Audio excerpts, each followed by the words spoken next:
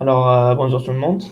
Nous sommes dans notre deuxième journée de l'événement national Moroccan Cyber Security Camp. Alors, euh, pour cette journée je dirais, c'est la journée la plus essentielle de cet événement, vu qu'on a la compétition CTF qui va commencer à 10 heures ce soir. Alors, euh, nous allons faire une petite présentation à propos du CTF, la réglementation, une présentation des défis qui auront lieu de la compétition. Donc on vous voit vers 9h15, je dirais. Alors, seules les équipes qui vont participer dans la compétition sont amenées à participer à la diffusion directe de ce soir. Pour cette journée, nous aurons trois conférences et un workshop. Nous aurons deux conférences. La première sera assurée par mademoiselle Sarah Bosch. Nous allons passer à la deuxième conférence de Inès Hasnaoui. Nous allons faire une petite pause de 25 minutes. Puis nous allons passer à une autre conférence en anglais de Mr. Robert Wagner. Et nous allons terminer par un atelier fait par Alexis Ahmed, euh, also known as Hackersploit, sur YouTube et les réseaux sociaux. Je vous laisse avec Asma terminer. Oui, exactement, Ayman. Welcome again to the second day of our event. As Ayman said, we will start with the first conference about introduction to zero trust concept with Sarah Barsh. So we're waiting for Sarah Barsh to join us. I think she has a little problem with her browser. Okay. So we will wait a little minute. So share the broadcast and so that people get alerted by this live broadcast. Yeah. So we'll wait a little for Sarah to join us, and then we'll begin. So here's a little 5 minutes countdown.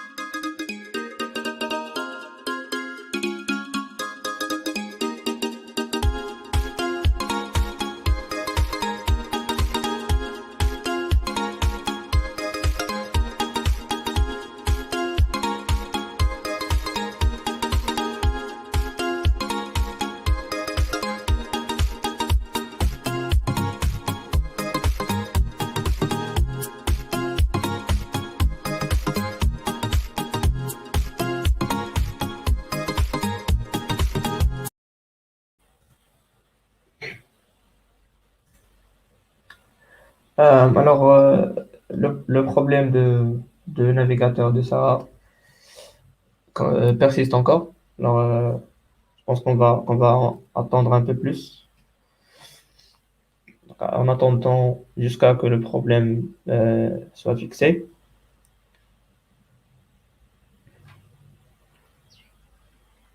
Nous sommes encore à 12 spectateurs. Essayez s'il vous plaît de partager ce live. Voilà. Alors, Sarah vient de nous rejoindre. Donc, je pense qu'on va commencer. Alors, je vais tout d'abord commencer par une petite présentation à propos de Sarah. Alors,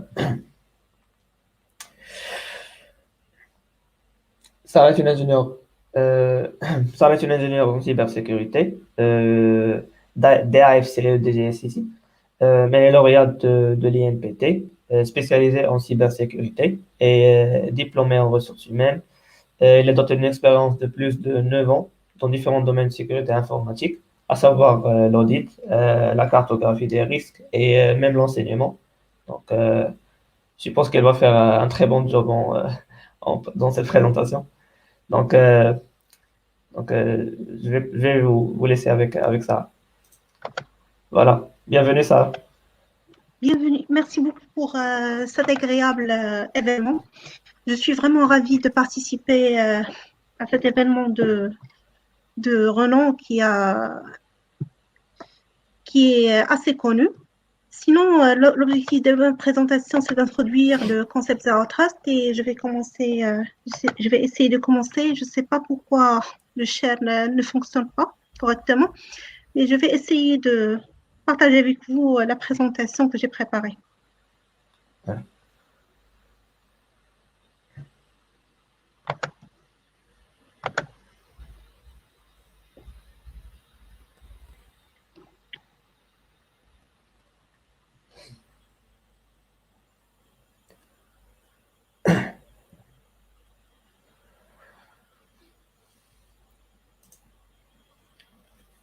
Salutations. Voilà. L'objectif de cette présentation, Alors, c'est est-ce que d'introduire le concept Zero Trust. Je commence par une introduction et plus exactement par une question. Qu'est-ce que le Zero Trust? Est-ce que c'est une stratégie? Est-ce que c'est un produit? Est-ce que c'est une plateforme? Ou est-ce une tendance marketing?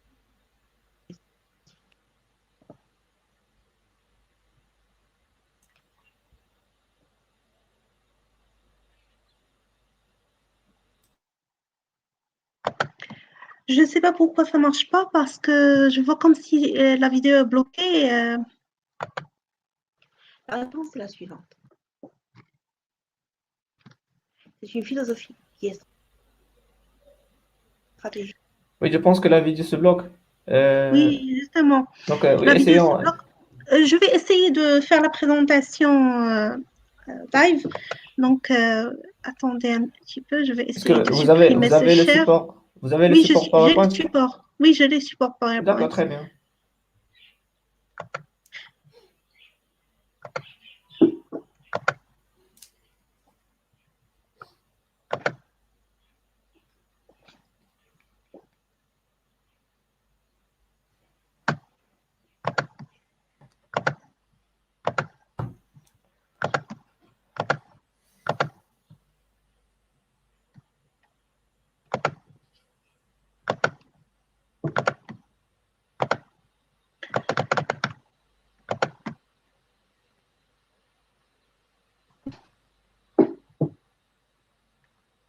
Est-ce qu'il y a un problème? Non, non, c'est bon, c'est bon. Mais juste, il est trop long par rapport à d'habitude. Je ne sais pas pourquoi.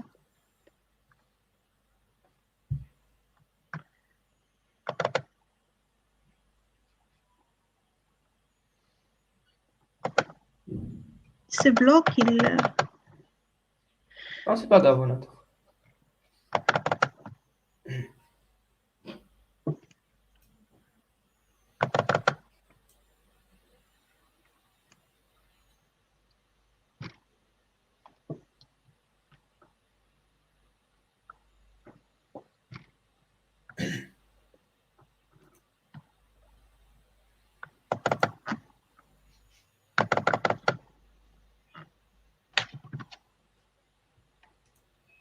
C'est sûrement un problème de mise à jour.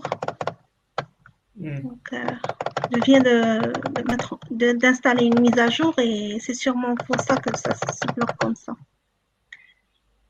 Il est bloqué, je sais pas comment faire. Donc, attends, est-ce que tu peux m'envoyer Le support? la vidéo? Oui, non, soit le support, soit la vidéo. Donc, je peux vous aider dans votre présentation. Donc, D'accord, je peux vous bien, envoyer la vidéo sans problème. non, Mais le je problème, pense, c'est que maintenant, il est bloqué. Maintenant, c'est bloqué. Donc, est-ce que vous pas l'avez sur un moyen de. support? Est-ce que vous l'avez sur un support cloud? Internet? Oui. Non, non. J'ai une ancienne version de la présentation sur le cloud, sur Drive. PowerPoint? D'accord.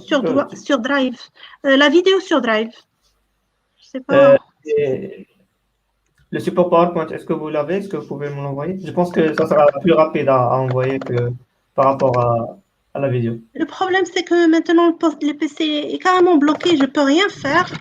Je sais pas pourquoi. Vous pouvez me donner un petit peu de temps pour éteindre et réallumer? Ah oui, bien sûr. Donc, c'est ça, sûrement, là. C'est Mais comme ça d'accord, que je dois faire. prenez votre temps pour régler. Je suis sûr que les spectateurs comprennent. Merci beaucoup.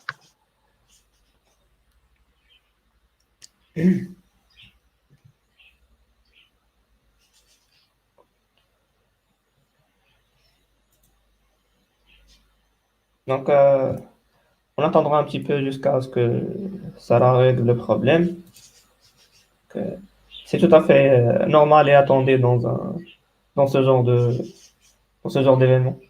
On dirait, le défaut d'un événement en ligne. We take what we get.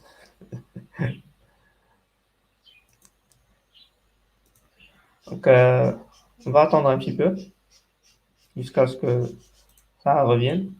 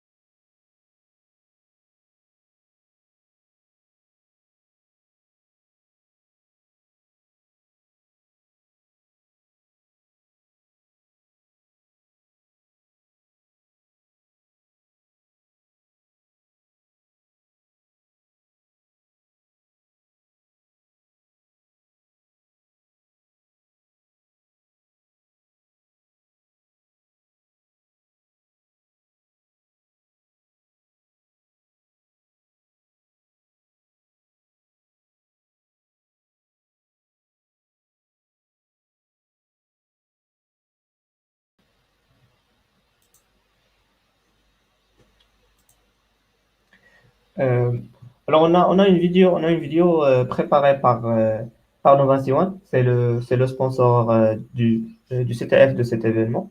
Alors je vais vous la passer, juste en attendant que Sarah règle le problème et revient.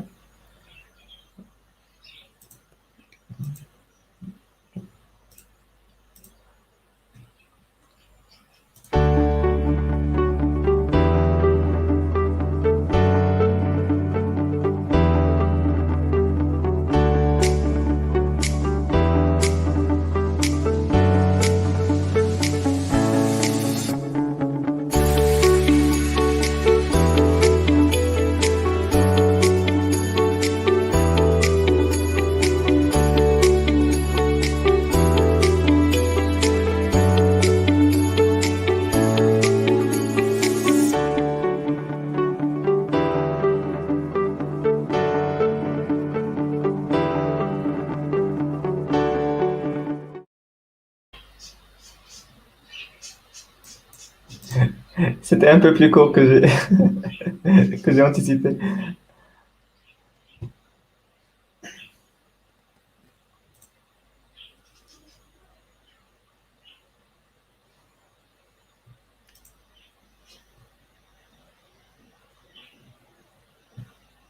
Alors, je suis actuellement en contact avec Sarah et, et elle est en cours de régler le problème.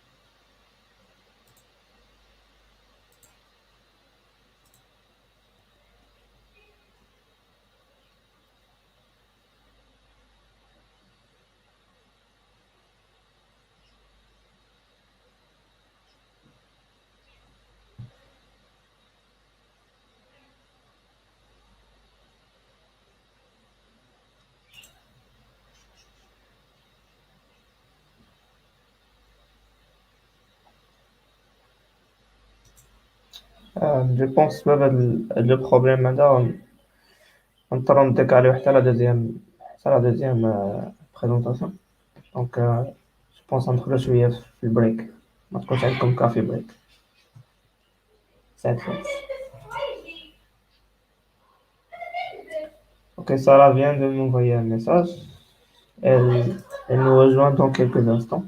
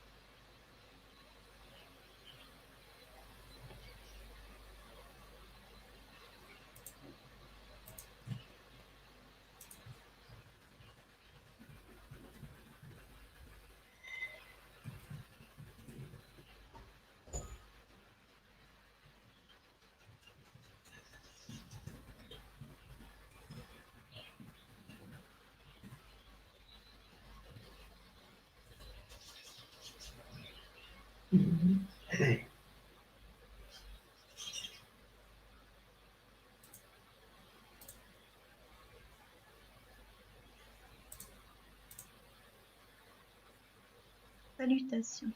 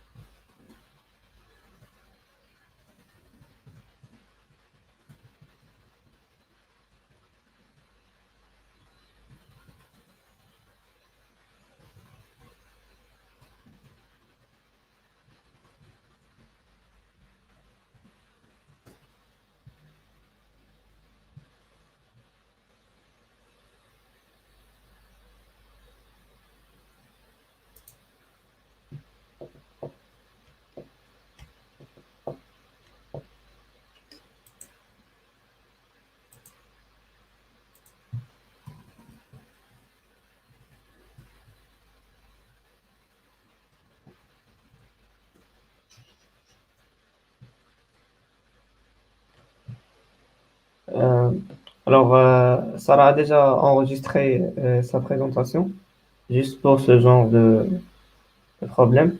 Donc, en attendant qu'elle nous rejoigne, nous allons lancer la vidéo. Et vers la fin de la vidéo, si vous aurez des questions à propos de la présentation, elle sera disponible pour les répondre. Donc, je vais commencer maintenant la vidéo. Salutations. L'objectif de cette présentation, c'est d'introduire le concept Zero Trust. Alors, qui suis-je? Je suis Sarah Barge, ingénieure d'État spécialisée en cybersécurité. Je suis aussi chercheuse au laboratoire de recherche des systèmes de télécommunication réseau service STRS de l'IMPT. J'ai plus de 9 ans d'expérience professionnelle dans le domaine de la cybersécurité. Je suis aussi certifiée dans plusieurs domaines de l'informatique. Je commence par une introduction. Alors, qu'est-ce que les Zero Trust? Est-ce que c'est une stratégie? Est-ce que c'est un produit? Est-ce que c'est une plateforme? Ou est-il une tendance marketing? La réponse est la suivante. Le Zero Trust est une philosophie qui est stratégiquement axée sur la gestion des activités d'intrusion se propageant dans un réseau, en tirant parti de la microsegmentation et du durcissement granulaire, tout en respectant les principes du need to know et des moindres privilèges. Ce concept plutôt répond à un problème majeur, c'est que la sécurité périmétrique n'est pas suffisante. Mais qu'est-ce que la sécurité périmétrique? La sécurité périmétrique est un concept des architectures classiques. Elle est basée sur deux principes de base, à savoir que les accès internes sont trusted, c'est-à-dire qu'on peut leur faire confiance. Par contre, les accès externes sont untrusted, c'est-à-dire qu'on ne peut pas leur faire confiance. Toutefois, ce concept a démontré ses limites. Effectivement, les accès internes ne sont pas toujours fiables. Les attaques modernes peuvent s'initier depuis l'interne. Les attaques internes des systèmes sensibles ne sont pas correctement réglementées. Et il n'est pas trop difficile de s'introduire au réseau interne. Les attaques existent, comme le phishing, le vol d'informations d'identification, etc. Je rappelle brièvement le problème. La sécurité périmétrique ne suffit plus, elle a démontré ses limites. Ceux qui rencontrent ce problème sont principalement les organisations qui utilisent les architectures classiques. Alors, pourquoi faut-il résoudre ce problème? La réponse est la suivante. On ne peut pas faire confiance au flux qui circule sur le réseau. Il ne faut jamais faire confiance, il faut toujours vérifier. Comment savoir que ce problème est résolu? Les principes, les moyens, les solutions du Zero Trust sont appliqués et implémentés et les utilisateurs finaux, aussi bien que les administrateurs et les professionnels de la sécurité, sont sensibilisés aux risques résiduels qui demeurent persistants au niveau des architectures sécurisées. Effectivement, il y aura toujours possibilité de voler des identifiants ou bien de laisser les configurations par défaut, ce qui mettra en péril et en danger la sécurité de votre réseau. Je commence par une histoire du Zero Trust, et principalement les dates clés. Donc, en 1994, il y avait le premier usage du terme Zero Trust par Stephen Paul Marsh dans le cadre d'une thèse doctorale. En 2010, il y avait une repopulation du terme Zero Trust par Forrest, c'est une entreprise américaine. Et en 2020, il y avait publication du NIST 800-207 sur les architectures Zero Trust. Le NIST, pour information, c'est une organisation de standardisation américaine, très connue et qui publie beaucoup de standards sur la cybersécurité. Alors, quels sont les objectifs et le public ciblé par cette présentation? Les objectifs sont principalement les suivants. Reconnaître les solutions et les technologies applicables pour des capacités améliorées de prévention, de détection et de réponse. Apprendre les principes, les moyens et les solutions utilisées pour concevoir une architecture Zero Trust défensable. Comprendre les fondamentaux d'analyse d'architecture sécurité pour trouver les éventuelles lacunes et défaillances. Alors, quelles sont les personnes ciblées par cette présentation? Ce sont généralement des futurs architectes de sécurité, des futurs ingénieurs réseau, des futurs architectes de réseau, des futurs ingénieurs de sécurité, des futurs responsables de la sécurité technique, des futurs auditeurs de la sécurité technique. Et voilà. Le plan adopté pour introduire ce concept, ou bien le concept Zero Trust, c'est le suivant. La section 2 présente un panorama et les fondamentaux de la sécurité des réseaux. La section 3 présente une étude de cas qui met en relief les défaillances et les limites d'une architecture classique. La section 4 définit les directives, les principes et les moyens du Zero Trust. La section 5 explique les solutions et les approches d'implémentation du Zero Trust. Et finalement, la section 6 conclut la présentation. Passons maintenant au panorama et aux fondamentaux de la sécurité des réseaux. Il est utile de dire que les principaux objectifs de la sécurité des systèmes d'information sont les suivants. La confidentialité, l'intégrité et la disponibilité. La confidentialité permet que les informations soient invisibles et cachées pour tout le monde, sauf les personnes autorisées. L'intégrité permet de garantir que les données sont exactes et non altérées. La disponibilité oblige un fonctionnement maintenu dans le temps, une activité continue dans le temps et un accès aux ressources et ou aux services garantis. Bien sûr, il y a d'autres objectifs de la sécurité des systèmes d'information. Par exemple, la non-répudiation, l'authentification et la traçabilité. La non-répudiation, elle peut être mise en place grâce aux signatures électroniques. C'est un concept étudié dans le domaine de la cryptographie. La non-répudiation permet que les transactions exécutées par une personne identifiée ne peuvent être niées. Concernant l'authentification, elle peut être expliquée par le fait que seules les personnes autorisées ont accès aux ressources. Pour la traçabilité, c'est la possibilité de retrouver l'historique des actions, par exemple via la journalisation des actions d'administration.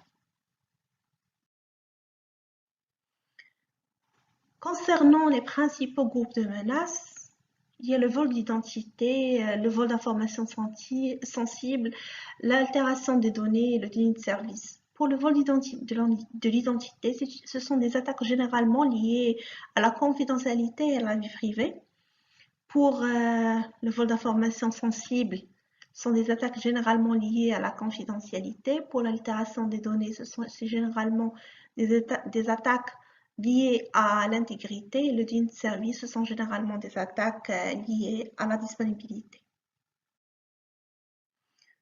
Concernant les principaux groupes de vulnérabilité, on trouve des vulnérabilités technologiques, des vulnérabilités relatives à la configuration et des vulnérabilités relatives aux politiques et stratégies. Concernant les vulnérabilités technologiques, on peut par exemple identifier le fait que les faiblesses, que des protocoles sont faibles par construction comme HTTP, SMTP, POP3, SSL et CDP.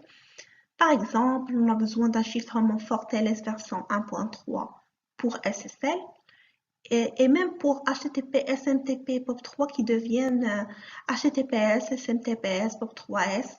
Concernant les CDP, c'est un protocole fait par défaut car il permet la découverte d'une mine d'or d'informations sensibles qui circulent au niveau du réseau. C'est un protocole de Cisco. Concernant d'autres vulnérabilités technologiques, on trouve par exemple le besoin de durcissement des systèmes d'exploitation Linux et Windows, sans oublier les équipements réseau, par exemple les routeurs et les switches, les firewalls. Je passe maintenant aux vulnérabilités relatives à la configuration. Il est à noter que la configuration par défaut n'est pas sécurisée et qu'il y a un besoin d'appliquer les meilleures pratiques. Par exemple, la sécurisation de la couche L2 par les mesures de protection contre les attaques décrites dans le cours CCNA et l'application des benchmarks de contrôle CIS. Concernant les vulnérabilités relatives aux politiques et stratégies, on peut noter par exemple que la politique de sécurité n'est pas documentée ou bien n'est pas communiquée correctement aux parties intéressées, ou bien par exemple l'absence du plan de continuité d'activité ou du plan de reprise après sinistre, sans oublier la possibilité que la politique de gestion de changement soit absente. Mais c'est pas tout. Vous pouvez voir pas mal de vulnérabilités possibles si vous lisez correctement l'annexe A de la norme ISO 27001, ou bien pour avoir plus de détails, vous pouvez consulter la norme ISO 27002.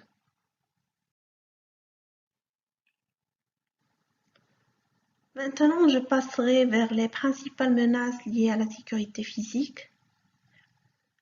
Donc, on a des menaces des hardware, des menaces relatives à l'environnement, des menaces relatives à l'électricité, des menaces relatives aux actions de maintenance. Concernant les menaces des hardware, un hardware peut être cassé, détruit totalement, ou bien volé. Il y a aussi des menaces relatives à l'environnement, comme la température et l'humidité qui sont inadéquats et inadaptés. Il y a aussi des menaces relatives à l'électricité. Par exemple, on a une seule source d'électricité et l'absence des groupes électrogènes, ce qui mènera vers une possibilité de coupure d'électricité sans pouvoir récupérer rapidement. Et ce qui mettra en péril la disponibilité des services. Concernant les menaces relatives à la maintenance ou bien aux actions de maintenance, on pourra par exemple avoir un manque d'étiquetage et de marquage, un câblage inadéquat et chevauché, etc. Pour les principaux types d'attaques, on trouve les malwares, les attaques de reconnaissance, les attaques d'accès, les attaques par ligne de service. Mais ces attaques-là sont généralement les principaux. Vous pouvez trouver d'autres types d'attaques, mais c'est hors scope de cette présentation. Il est à noter que pour atténuer la gravité des attaques réseau, plusieurs mesures existent. Par exemple, la défense en profondeur, la sauvegarde et la restauration, la mise à niveau, la mise à jour et les patchs, l'authentification, l'autorisation et la traçabilité, etc. J'essaierai d'expliquer ces mesures une par une. Donc, concernant la défense en profondeur, c'est une approche en couche qui utilise selon le contexte quelques-unes des solutions suivantes, les VPN, les IPS, les firewalls, les Email Security Appliance, les Web Security Appliance, les serveurs AAA. Sinon, concernant la sauvegarde et la restauration, je dirais qu'il faut protéger les sauvegardes par des mots de passe. Il faudrait vérifier d'une façon continue l'intégrité de sauvegarde avant restauration via l'usage de logiciels qui calculent le hash, par exemple. Les sauvegardes doivent être stockées dans des endroits sûrs hors site comme convenu dans la politique. Effectivement, pour ce point, j'aimerais ajouter qu'une sauvegarde ou un disque de sauvegarde qui est stocké au niveau du data center, lors d'un incident comme une inondation ou bien un incendie, les sauvegardes seront détruites avec le data center. Il y aura une impossibilité de récupérer les données du data center et bien sûr de reprendre après le sinistre. C'est pour cette raison que pour des mesures de continuité d'activité et possibilité de reprise après sinistre, il convient de stocker les sauvegardes ou bien les disques de sauvegarde dans des endroits sûrs hors site. De plus, j'aimerais dire, ou bien j'aimerais ajouter qu'il faudrait accorder un intérêt particulier à la fréquence et au type de sauvegarde nécessaire. Je noterai pour ce point qu'il y a plusieurs types de sauvegardes. Par exemple, les sauvegardes différentielles, les sauvegardes incrémentales, les sauvegardes totales plutôt. Pour ces sauvegardes, vous pouvez jouer avec ces types pendant la semaine pour créer des stratégies de sauvegarde qui permettent d'optimiser plutôt le temps de sauvegarde et de récupérer les données d'une façon correcte. Je passerai maintenant à la mise à niveau, la mise à jour et les patchs. Je dirais que les mises à jour et les patchs doivent être appliqués régulièrement pour protéger les systèmes vulnérables. Effectivement, pour ce point, j'aimerais noter qu'il y a des vulnérabilités qui s'appellent des vulnérabilités zero day. Ces zero day, elles sont des vulnérabilités qui ne sont pas connues par tout le monde et qui ne peuvent être corrigées qu'après une durée après leur détection et connaissance. Donc, lorsqu'on reconnaît qu'il y a une vulnérabilité sur AD, en général, les constructeurs des hardware et des équipements réseau, même voilà, des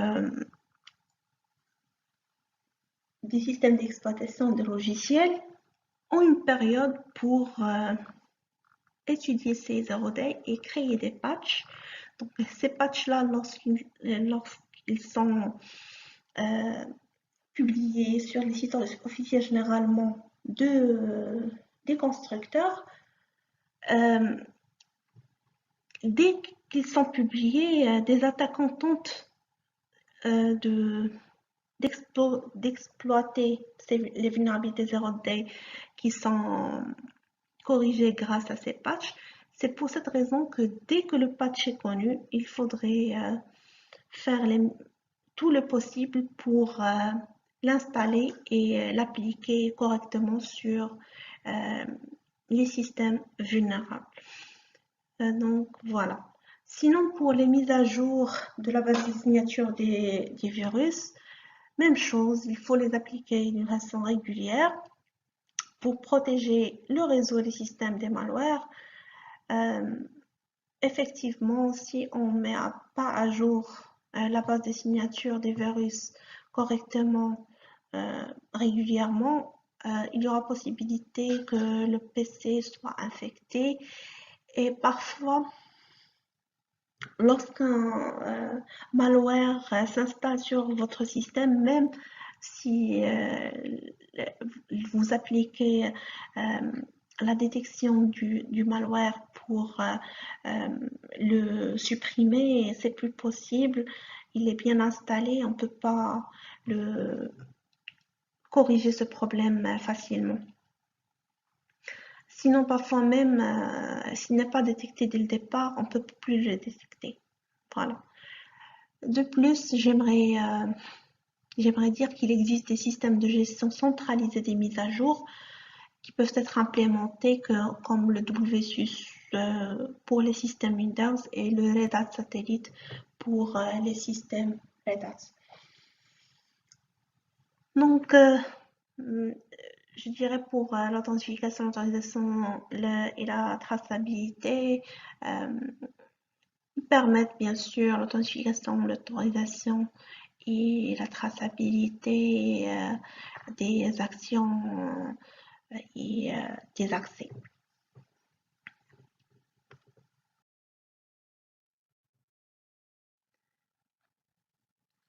J'aimerais dire que il y a d'autres mesures pour atténuer la gravité des attaques, comme les firewalls, les DMZ, la sécurité des points terminaux, la sécurité des équipements réseau.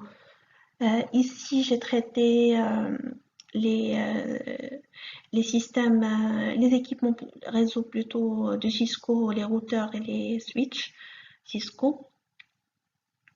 Je parcourrai brièvement ces mesures. Pour les firewalls, il permet de contrôler le trafic entre deux ou plusieurs réseaux et empêche les accès non autorisés s'il est bien configuré.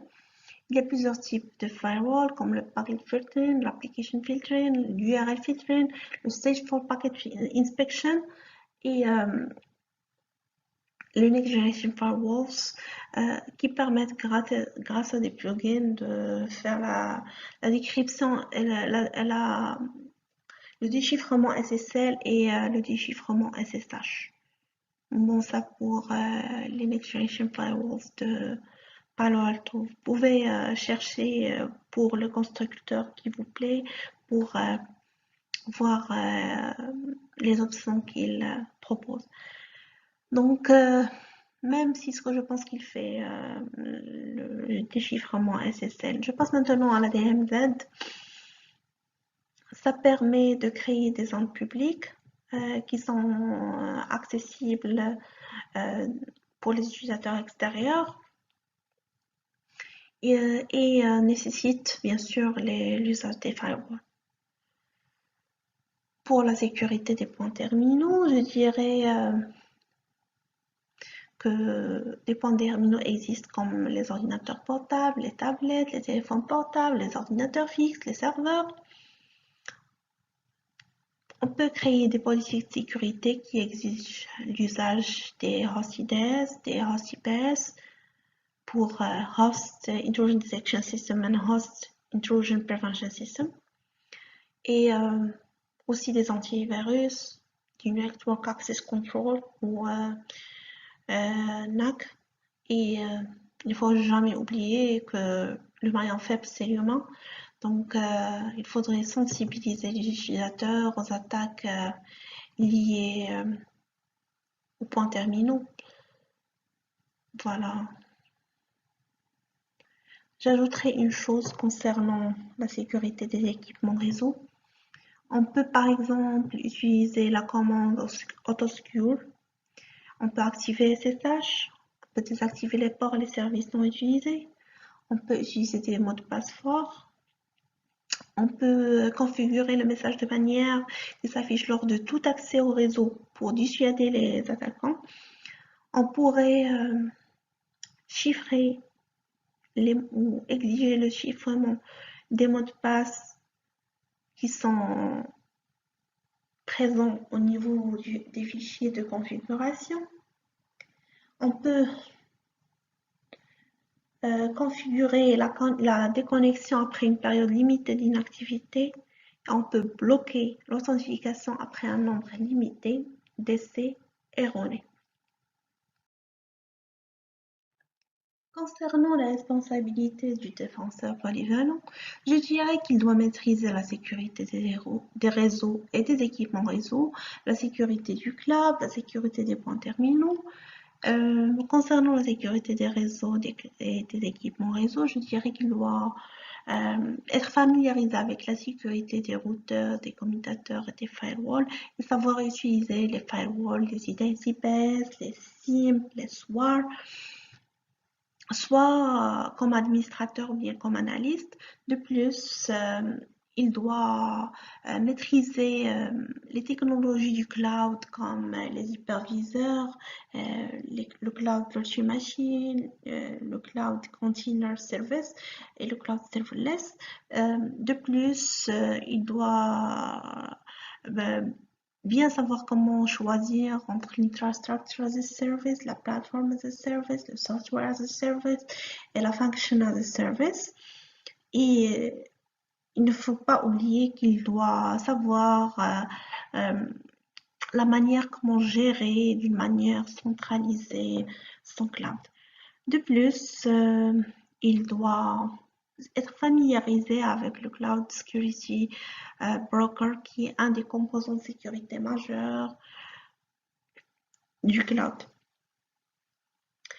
Concernant la sécurité des points terminaux, je dirais qu'il faut installer des antivirus, il faut bien maîtriser le whitelisting ou les listes blanches, qui est une approche de sécurité qui consiste à bloquer par défaut et autoriser les flux un par un.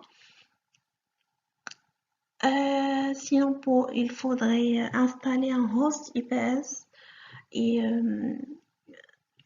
un endpoint detection and response, sans oublier le patching, le hardening, le login et l'authentification multifacteur et aussi le NAC. Je passe maintenant à la défaillance et limites d'une architecture classique. Il est à noter que je peux décrire l'architecture suivante comme suit. Il y a 3 zones, Internet, DMZ et LAN. Les serveurs internes et le corporate LAN sont sur le même segment. Ils sont connectés à seulement 2 switches. Les serveurs internes incluent les bases de données et les contrôleurs de domaine. Ils peuvent contenir des informations confidentielles, comme ils peuvent être critiques pour l'organisation. Mais quels sont les risques et menaces de cette approche? Pour répondre à cette question, je vous invite à comprendre le rôle principal pour lequel les firewalls ont été créés via les 2 histoires suivantes. Je commence par un bref rappel de l'histoire de création des firewalls. En 1998, le ver Maurice a causé des dommages inattendus à cause des bugs dans le code source. Effectivement, 10% des 60 000 ordinateurs connectés au réseau ARPANET, qui était l'Internet de l'époque, étaient endommagés. Le concepteur du virus, Robert Tappan-Morris, a été condamné à 10 000 $ d'amende et 400 heures de travaux d'intérêt général. La leçon apprise, c'est la création du premier CERT qui devient après le US CERT. De plus, il y avait la création des firewalls. Je parlerai aussi d'une histoire d'un rançongiciel, c'est le malware NotPetya. Il a ciblé plusieurs entreprises dans l'histoire. Par exemple, des entreprises majeures, des grandes banques de l'Ukraine, de grandes entreprises comme Mars et Nivea en Allemagne et un laboratoire pharmaceutique américain nommé Merck qui a été touché et qui a estimé ses pertes à 870 millions de dollars. Et il y a bien d'autres cibles et victimes. Vous pouvez avoir plus de détails si vous cherchez le malware NotPetya sur Wikipédia. Alors, comment fonctionne ce malware? Il pénètre au réseau des organisations entreprises et chiffre d'une manière irréversible les données contenues dans toutes les machines du réseau infecté. La leçon apprise, c'est qu'un réseau infecté dont toutes les machines sont patchées, sauf une, est détruit en entier, même s'il y a 1000 machines sur le réseau. En fait, il était un des plus dangereux malwares de l'histoire. Alors, j'exposerai l'étude de cas une autre fois, mais cette fois pour mettre en exergue et en mettre en relief les défaillances de cette architecture. Premièrement, je dirais que les réseaux internes est trusted, alors qu'il ne suffit qu'un seul ordinateur soit infecté ou attaqué pour mettre en péril et en danger tout le réseau de l'entreprise. La solution réside dans l'usage de microsegmentation qui peut être appliquée via des firewalls next generation. Mais ce n'est pas tout. On pourrait aussi utiliser d'autres composants de sécurité, par exemple les NSM, les SIM, les SWAR, pour mettre en place la capacité de monitoring et de gestion des événements. Aussi, pour des raisons d'authentification et de chiffrement du trafic, on pourrait mettre en place des outils adéquats que j'exposerai dans les slides qui suivent. Alors, restez connectés. Je commence.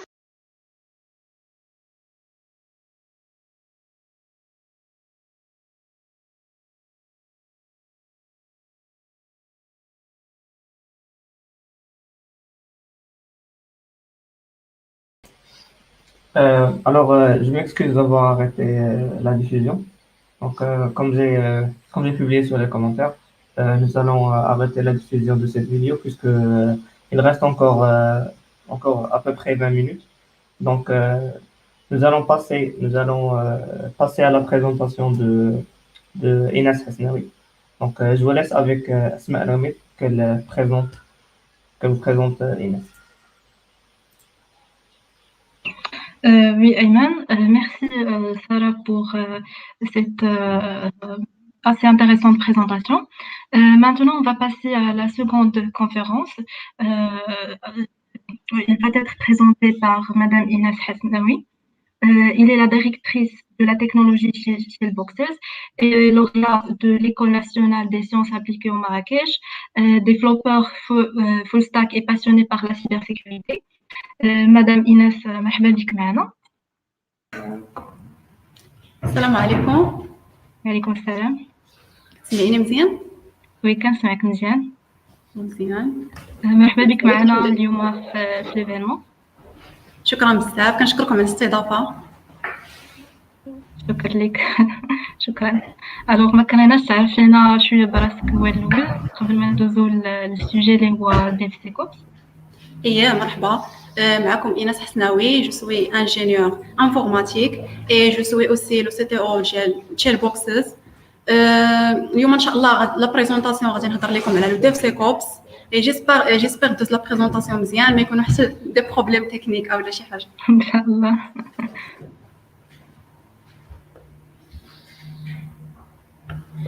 قبل ما نبدا لا بريزونطاسيون ديالي كنبغي نشكركم على الاستضافه اولا. كنهنيكم على هذا ليفينمون هذا، ما ساهلش انه ديروا ايفينمون 3 جور متابعه يعني اونلي من الفوق، يعني كاين ستريس، كاينه ان ايكيب اللي خدامه على هذا الشيء بطبيعه الحال. كنشكركم بزاف وفيليسيتاسيون. شكرا لك تنتي حيت قبلتي الدعوه. بلا بكم ليفينمون ما غيكملش. مرحبا. حنا الهدف ديالنا هو لو بارطاج لانفورماسيون زعما. ان شاء الله. الله يبارك فيك. بون نبدا. داكور البارطاج.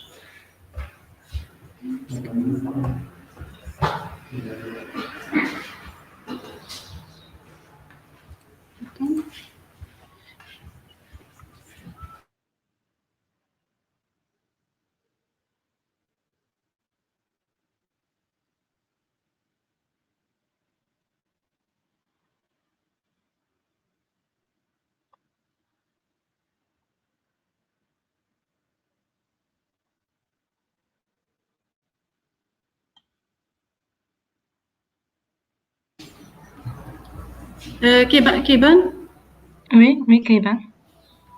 داكور. دونك السلام عليكم. اليوم ان شاء الله نوتر بريزونطاسيون غادي تكون على لو ديف سيكوبس.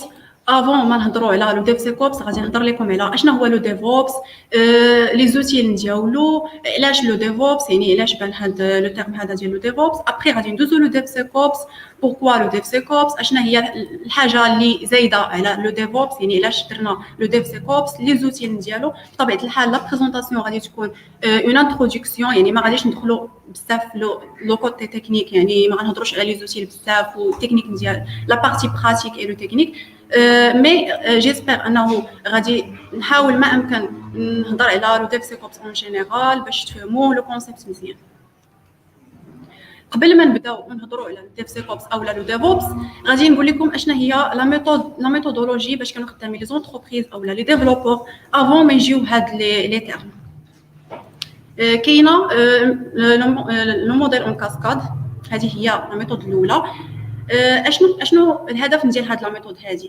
كيف ما كتشوفوا كاينين دي زيتاب سكسيسيف متابعين، يعني كاين ريكوايرمنت اللي هي اول ايتاب في هاد لا بارتي هذه، في هاد ليتاب هذه اشنو كيكون هذاك السيد اولا هذاك سوا لو شيف دو بروجي اولا اللي كيكون دار لو ريونيون مع لو كليون، كتكون عنده ديك ليدي ديال داك لو بروجي اللي باغي لو كليون، كيحاول هو ابارتير ديال هذيك لا ريونيون اللي دار مع لو كليون ولي زيدي ديالو على هذاك لو بروجي، كيحاول يريديجي ان دوكيومون بيان ديتايي. كنركز على ان دوكيومون ديتايي حيت هذا لو دوكيومون غادي يعاود يصيفطوا لي ديفلوبور هما اللي غادي يفهموا باش يفهموا مزيان لو بروجي. يعني بهذا لو دوكيومون خصو يدير لاناليز فونكسيونيل، اشنو باغ اكزومبل عندنا اون ابليكاسيون ولا اون بلاتفورم اي ليرنين، يعني خصو يشرح لهم بعدا هاد لابليكاسيون اشنو كدير، اشنو لي فونكسيوناليتي ديالها، اشنو هما لي زوتيليزاتور. بحال مثلا في هاد ليكزومبل راه لي زوتيليزاتور عندنا مثلا ستودنت، عندنا الفورماتور اللي رايح لي فورماسيون. غادي يعني هنايا في هاد لو دوكيومون غادي يريديجي اشنو هما لي ريكوايرمنت ديال لو بروجي، بحال ان بلانين، يعني من الاول ندير هاد لو بروجي حتى الاخر اشنو غادي خصنا في هاد لو بروجي، حتى اشنو هما لي زوتي باش غادي نخدموا. كلشي غادي يحطوا في هذاك لو دوكيومون غادي يريديجي. ابري كتجي لا فاز ديال لو ديزاين. لو ديزاين داك لو ديزاينر اولا هذاك السيد اللي غادي يدير لو ديزاين كيشد هذا لو دوكيومون هذا من لي زيدي والشرح ديال اليوز كيس، كيحاول امبليمونتي اولا يحط واحد لاركتيكتور ولا واحد لو ديزاين. هاد لو ديزاين هذا جوست دي ماكيت، يعني كيشوف كيفاش كيتخيل مثلا في هاد ليكزامبل هذا ديال اون ابليكاسيون ولا اون بلاتفورم اي ليرنين، راه غادي يقول فوالا غادي تكون عندي اون انترفاس الاولى اللي كيدخل فيها لو ستودنت كيشوف لي موديول كيتسجل، يعني خاص يكون عندي اون فورمولير ريجستر لوغين اكسيتيرا. هنايا هذه لا فاز ديال لو ديزاين، يعني كنشوفوا لابليكاسيون كيفاش كنتخيلوها. كتجي من بعد لا فاز ديال لامبليمونطاسيون.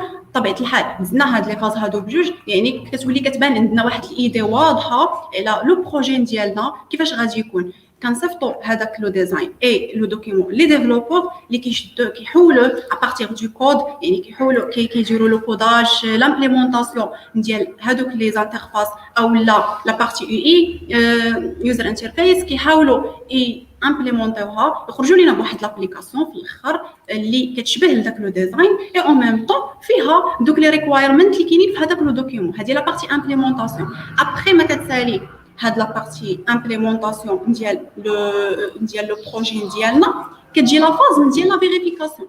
هاد لا فاز ديال لا فيريفيكاسيون بحال سيبوزون هذاك لو ديفلوبور باش يكون تيديفلوبي كيدير دي تيست، يعني خاصنا نتيستيو هاد لابليكاسيون ديالنا واش سا مارش. بطبيعه الحال ما يمكنش لينا نتيستيو كاع لي فونكسيوناليتي ديال لابليكاسيون، مي كنركزوا على اهم حاجه. مثلا عندنا شوبينغ، مثلا بلاتفورم شوبينغ، راه خاصنا نشوفوا اللوغين مزيان، خاصنا نشوفوا البيمون كيفاش كيدوز، يعني لا فيريفيكاسيون لي تيست خاصهم يدوزوا.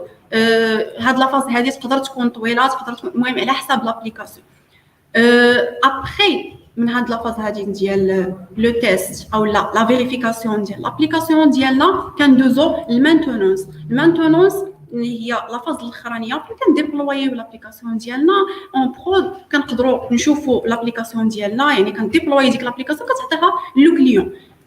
كيف ما كتلاحظوا معايا في هاد لا ميثود هادي كاينين عندنا جوج ديال لي ديفو اللي غادي يكونوا بانوا لكم. هو انه اول حاجه هي انه ما يمكنش ليا نبدا لامبليمونطاسيون قبل ما ندوز من لا فاز ديال ريكوايرمنت وديزاين. يعني دائما انا لي لدوك لي زيتاب اللي قبل مني خاص حتى يدوزوا. ثاني حاجه هي انه هاد لا ميثود هادي تقدر تاخذ بزاف ديال الوقت، كاين فيه انه تيكونوا دي بروبليم بين لو كليون اي لو ديفلوبور او التيم ديالنا اللي خدام على هاد لو بروجي. علاش هاد لو بروبليم هذا هو سواء كتعطل عليه في لابليكاسيون، يعني في الديليفري ديال لابليكاسيون، هو كيقول لك انا راه محتاج لهاد لابليكاسيون، سواء في الاخر فاش كديليفري ليه لابليكاسيون ما كيعجبوش شي حاجه كيرجع لك الفيدباك، يعني حتى لاخر حاجه، وهذاك الفيدباك ديالو يقدر يرجعك من ليطاب الثانيه او الثالثه. باش نحلوا هذا البروبليم هذا كاينه لا ميثود اجيل. لا ميثود اجيل اشنو كتقول لنا؟ تقريبا لا ميم كونسيبت ديال لا ميثود اون كاسكاد، مي كيختلفوا بشي حوايج اللي هما بحال هاد لا ميثود اجيل جات باش تحل لنا لو بروبليم اللي لقينا قبل. لا ميثود اجيل كتقول لك ابري ريكوايرمنت كتمشي كدير لو ديزاين، لو ديفلوبمون، لو تيست. يعني في كل سبرينت كنحاولوا نقسموا ديك لابليكاسيون ديالنا لدي بارتي دي فونكسيوناليتي. يعني اوليو ما انا نبقى كنديفلوبي في لابليكاسيون جوسكو بو حتى الاخر عاد كيبان لي داك لو ريزولتا فينال، عاد كنقول هذه هي لابليكاسيون اللي بغيت. لا، في لا ميثود اجيل كنحاول نقسم ديك لابليكاسيون ديالي على حسب لي فونكسيوناليتي ديالها. باغ اكزومبل انا عندي في هاد لا سومين هادي كنقول الهدف ديالي هو ندير لا باج الاولى او لا لو لوغين اي لو ريجستر. فاش كنقول نديرو يعني لا بارتي فرونت اند اي لا بارتي باك اند، نتيستيهم نشوف واش سا مارش، ابري ندوز لا بارتي الاخرى. كيف ما كتلاحظوا معايا هنايا هذا هو ديفيرونس entre la méthode agile et le modèle en cascade. يعني لا ميثود اجيل من الاول كتبقى كتيستي لي فونكسيوناليتي ديالك، كتكون عندك شي حاجه كما كنقولوا شي حاجه خدامه، يعني شي حاجه اللي كتقدر تيستيها. اما في لو موديل اون كاسكاد كتكون غير غادي كتبع دوك التعليمات، سي واش غادي تخرج لينا نفس الحاجه في الاخر او لا صا ديبون. هنا كنهضر لكم على سكروم ميثود اللي هي من بين لي ميثود ديال اجيل. سكروم هنا لو بروسيس ديالو كيف ما كتشوفوا معايا كاين لو برودكت اونر. لو برودكت اونر هو هذاك السيد اللي كنا هضرنا عليه. لو برودكت اونر كيريديجي واحد لو باكلوغ، برودكت باكلوغ. ابري هذا لو برودكت باكلوغ كيقسم بعدا على حسب لي سبرينت هو واحد المده، يعني واحد المده مثلا 2 سيمين او لا حتى 4 سيمين على حسب ديك لا فونكسيوناليتي اللي بغيت في لو بروجي تكمليه في هذا لو سبرينت. بطبيعه الحال كل سبرينت تيكون عنده واحد الباكلوغ ديالو بوحدو، يعني اون فوا كنسالي داك السبرينت كنديليفري ديك الخدمه ديالي، وكل نهار اصلا غادي خصني نحط اشنو درت في هذا النهار هذا، شنو هما لي بروبليم اللي لقيت. يعني كتبقى متبع هذا سكروم ماستر هو اللي كيبقى متبع هذا ليكيب ديفلوبمون جوسكو بو، يعني كيشوف كل نهار اشنو دار.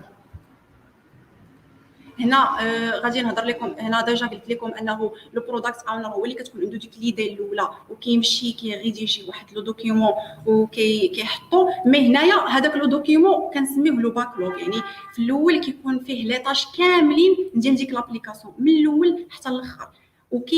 وكل سبرينت كيكون عنده باكلوغ ديالو. يعني لي سبرينت مثلا هاد السبرينت هذا غادي ندير مثلا غير لا بارتي، نبقاو في لا بلاتفورم ايلورين غادي ندير غير لا بارتي ديال لي موديول، يعني نزيد دي موديول، موديفي لي موديول، نزيد دي كويز باغ اكزومبل في هاد لو سبرينت هذا. هنا غادي نريديجي هذاك لو باكلوغ ديالي على حساب هاد لو سبرينت. ابري كل نهار لو سكروم ماستر هو نقدروا نقولوا هذاك الاوركستر اللي كيبقى متبع ليكيب ديال الديفلوبمون، يعني التيم ديال الديفلوبمون كيشوف اشنو داروا كل نهار، واش كاينين دي بروبليم، حيت الا كانوا دي بروبليم في هذاك النهار مثلا هذاك لو ديفلوبور جا واحد لو بروبليم اللي غادي يخليه خلاه مبلوكي. سيبوزون هاد السيد هذا اللي هو سكروم ماستر غادي خصو يلقى اون سوليوشن باش هذيك لاطاش ما تبقاش مبلوكيه، حيت هذيك لاطاش عندها واحد لا ديوري، واحد لا ليميت، يعني كيحاول ما امكن هو اللي كيكون واقف على دوك لي ديفلوبور كيشوف شنو هما لي بروبليم اللي عنده، هادشي كله باش في الاخر يحترموا داك لو سبرينت و تكمل ديك لا فونكسيوناليتي اللي دايرين في داك لو سبرينت، ندوزو لأون اوتر فونكسيوناليتي، وهكذا حتى تكمل لينا ديك لابليكاسيون. على الاقل هنايا في هاد لا ميثود هادي ليكيب يعني التيم ديالنا كتكون خدامه بواحد لا ميثود اللي هو اورغانيزي بزاف، وكيكونوا ديجا يعني الا كان عنده شي بروبليم راه غادي انونسي، يعني ماشي حتى الاخر تيقول لك لقيت هذا لو بروبليم او لا ما تانستالاتش ليا هاد الديبوندونس او لا شي حاجه بحال هكا. هنا حتى لهنا مزيان، يعني حلينا هذاك لو بروبليم اللي كيكون عندنا بين لو كليون اي ليكيب دو ديفلوبمون. بطبيعه الحال في لا ميثود اجيل راح تكون كديليفري لابليكاسيون واحد الوقت اللي هو قل من لا ميثود اون كاسكاد، ولكن خرجنا واحد لو بروبليم واحد اخر. كيف ما قلنا دابا حنا في لا فاز ديال الديبلومون ديال لابليكاسيون، يعني لي ديفلوبور كملوا الخدمه ديالو. اون فوا لي ديفلوبور تيكملوا الخدمه ديالهم كيصيفطوا عندنا جوج ديال لي تيم في الشركه، كتكون مثلا تيم ديال لي ديفلوبور وتيم ديال الاوبريشن تيم، يعني هما اللي مسؤولين على لي تيست دانتيغراسيون، مسؤولين على الديبلومون ديال لابليكاسيون اكسيتيرا. هاد لي بروبليم اللي كيطراو لينا هو مثلا لو ديفلوبور كتكون خدامه ليه لابليكاسيون مزيان اكسيتيرا، كيصيفط داكشي ديك لابليكاسيون اللي دار او لا ديك الخدمه اللي خدمات ديك ليكيب ديال لي ديفلوبور كيصيفطوها على اوبريشن تيم تتقول تترجع لهم لابليكاسيون ما خدماتش ليا هذه، او لا هاد لا فيرسيون هذه ماشي هي اللي محتاجين حنايا بور لو ديبلوامون. يعني كيكونوا بزاف ديال الاخذ والرد بين هاد جوج ديال لي تيم. بطبيعه الحال ماشي هادشي اللي بغينا حنايا، بغينا هاد لي دو تيم يكونوا كيخدموا اون باراليل مع بعضياتهم، ما يكونوا حتى شي مشاكل بيناتهم بطبيعه الحال، لانه عندنا هدف واحد من لو بروجي هو نديليفريو داك لو بروجي، او لا كيف ما كيتوقع داك لو كليون خاص داك لو بروجي يوصلوا. كيف ما كتشوفوا هنايا، يعني هنا جوست عاودت لي زيتاب ديال ان بروجي كيفاش كيدوز. كتكون ايدي كود تيست دانتيغراسيون تيست داكسبتونس اي لو ديبلوامون. بطبيعه الحال كيف ما كتلاحظوا انه كاع هاد لي زيتاب هادو كينقسموا لجوج، كاين الديفلوبمون لي زيتاب ديال الديف اي لي زيتاب ديال الاوبس، يعني كاينين دو تيم اللي عندنا هنايا. هنا كيجي لو برينسيپ ديال لو ديفوبس. لو ديفوبس هو واحد لو مو او واحد لا ميثودولوجي اللي جات باش تحل لينا هذاك لو بروبليم ديال ليكيب ديفلوبمون اي لوبريشن تيم. هادشي علاش غادي تلاحظوا انه لو ديفوبس سي لو ديف بلس اوبس. كيف ما كتلاحظوا هنايا غادي قبل ما نشرح لكم اشنا هو لو ديفوبس غادي نهضر لكم على اشنا هو لا ديفيرونس بين اجيل اي بين ديفوبس. بالنسبه لا ميثود اجيل كيف ما كتشوفوا كاين عندنا الديزاين كود تيست، يعني دائما هاد لي زيتاب هادو كيدير في شاك سبرينت تيكون لو كود اي لو تيست. هذاك لو تيست غادي ندوز انا السبرينت الاخر حتى كيسالي داك لو سبرينت ندوز السبرينت واحد اخر هكذا حتى الاخر كاين لو ديبلوامون. يعني الديبلوامون هو اخر فاز. علاش؟ حيت هنايا كتكون ليكيب ديال الديفلوبمون كيخدموا بوحدهم اي ليكيب ديال الديبلوامون اللي مسؤولين على ديبلومون كيكونوا هما اخر حاجه. يعني ما يمكنش تيقول لك انا ما يمكنش ندير ديبلومون شي حاجه ما كايناش، يعني ما كيصيفطوش لهم لو كود او لا لابليكاسيون حتى كتكمل وكتكون تيستي. واخا هذيك تيستي بين قوسين، حيت ما يمكنش نتيستيو كاع لي فونكسيوناليتي ديال لابليكاسيون نكونوا سيغ انه هذيك لابليكاسيون خدامه مزيان كيف ما بغيناها. كنحاولوا نديروا دي تيست يونيتير دي تيست دانتيغراسيون، ولكن ميم سي راه كيبقاو دي بروبليم دي بتي بروبليم هكا في لابليكاسيون ديالنا. كيف ما كتلاحظوا في لا ميثود اجيل الديبلومون كيكون هو اخر فاز وماشي هادشي اللي بغينا. يعني باش ما يكونوش مشاكل بين ليكيب ديفلوبمون اي تيم اوبريشن تيم. هنا جا لو ديفوبس. لو ديفوبس الا كتشوفوا معايا لو سكرين، في لو ديفوبس كيكون عندك لا فاز ديال الديزاين ابري كود تيست ديبلويمون. يعني واخا يكون عندك درتي غير هيلو وورد غديبلويا وغادي تشوف.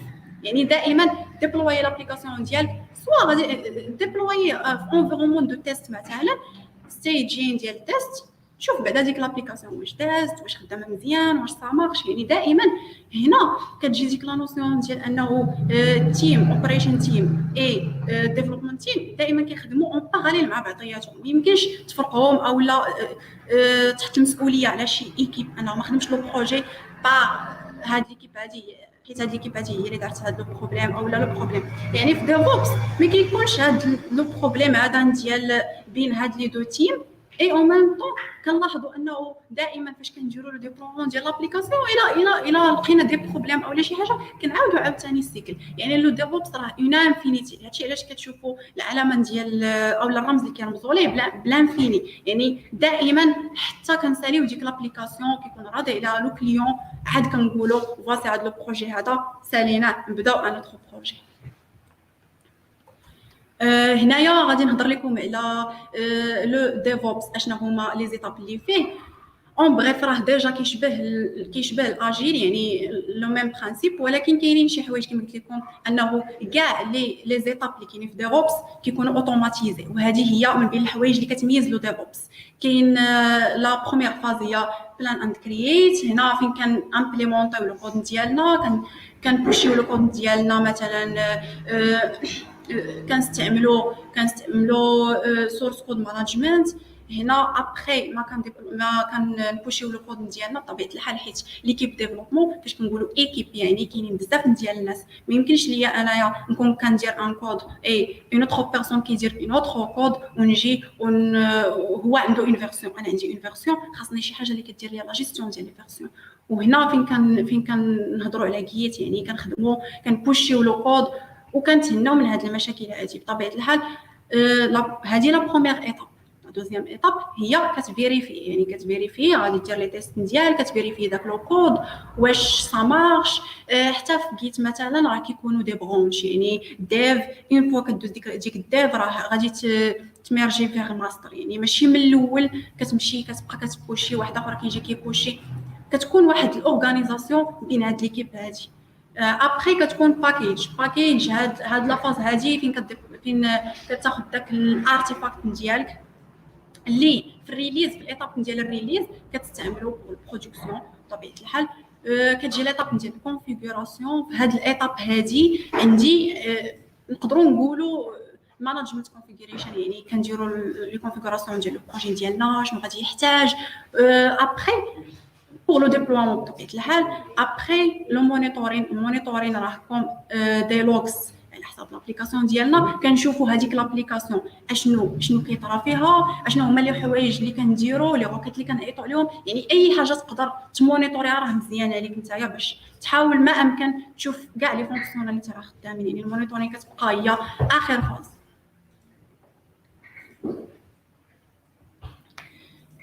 غادي تلاحظوا انه في ديفوبس دائما كونتينيوس، يعني دائما داكشي اوتوماتيزي. غادي نشرح لكم لي زيتاب ديالهم. كاين كونتينيوس ديفلوبمنت اللي هي بلان والكود، يعني هذوك لي دو فاز الاولانيين.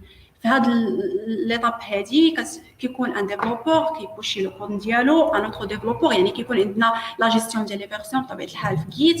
اي ابري كيكون البيلد ديال ديك لابليكاسيون، كتبيلدي لابليكاسيون. يعني هنايا كتبوشي لو كود ديالك كتبيلدي لابليكاسيون. هادو هما لي دو فاز الاولانيين في هاد كونتينيوس ديفلوبمنت، يعني خاصين غير لا بارتي ديفلوبمون. في لا بارتي الثانيه اللي هي كونتينيوس تيستين، هنا راه غادي دير داك البيلد اي لو تيست. يعني داك البيلد اللي عندك نتايا راه كدير لو تيست ديال لابليكاسيون ديالك، سواء كنتي داير دي تيست يونيتير اولا دي تيست ديال لي انترفاس ديالك اولا شي حاجه دي تيست اون جينيرال. راه هادوك لي تيست خصهم ساباس، يعني لي تيست خصهم يدوزو باش نقولوا انه راه هاد الفونكسيوناليتي اللي خدامين عليها دابا دازت مزيان. ابخي كاينه كونتينيوس انتجريشن. هذه هي نقدروا نقولوا هي ديك حلقه الوصل بين ليكيب ديفلوبمون اي ليكيب اوبريشن تيم، يعني هي اللي كتجمع بيناتهم. يعني هي هاد لا فاز هذه هي المهمه في اللايف سايكل ديال الديفلوبس. كاين كونتينيوس ديبلويمنت، يعني كنشدوا لابليكاسيون ديالنا كنديبلويوها في ان انفيرونمون. كنشوفوا يعني هنايا لي مو كلي اللي خاصكم تعقلوا عليهم في هاد ليطاب هادي. يعني هنايا لي مو كلي اللي خاص تعقلوا عليهم كاين كونفيغوريشن مانجمنت، يعني لي كونفيغوراسيون ديال داك لو بروجي ديالك. في الديبلومون كاين فيرتواليزاسيون اي لي كونتينرز. اشنا هما لي كونتينرز، علاش كنستعملوهم؟ يعني هنا فين كتجي لا نوسيون ديال الناس كيسمعوا دوكر كيف يخدموا به. يعني عندهم دائما هاد لي زوتي ديال ديفوبس كيكون عندهم واحد الهدف وكيكونوا في واحد لافاز من هذوك لي فاز ديال ديفوبس.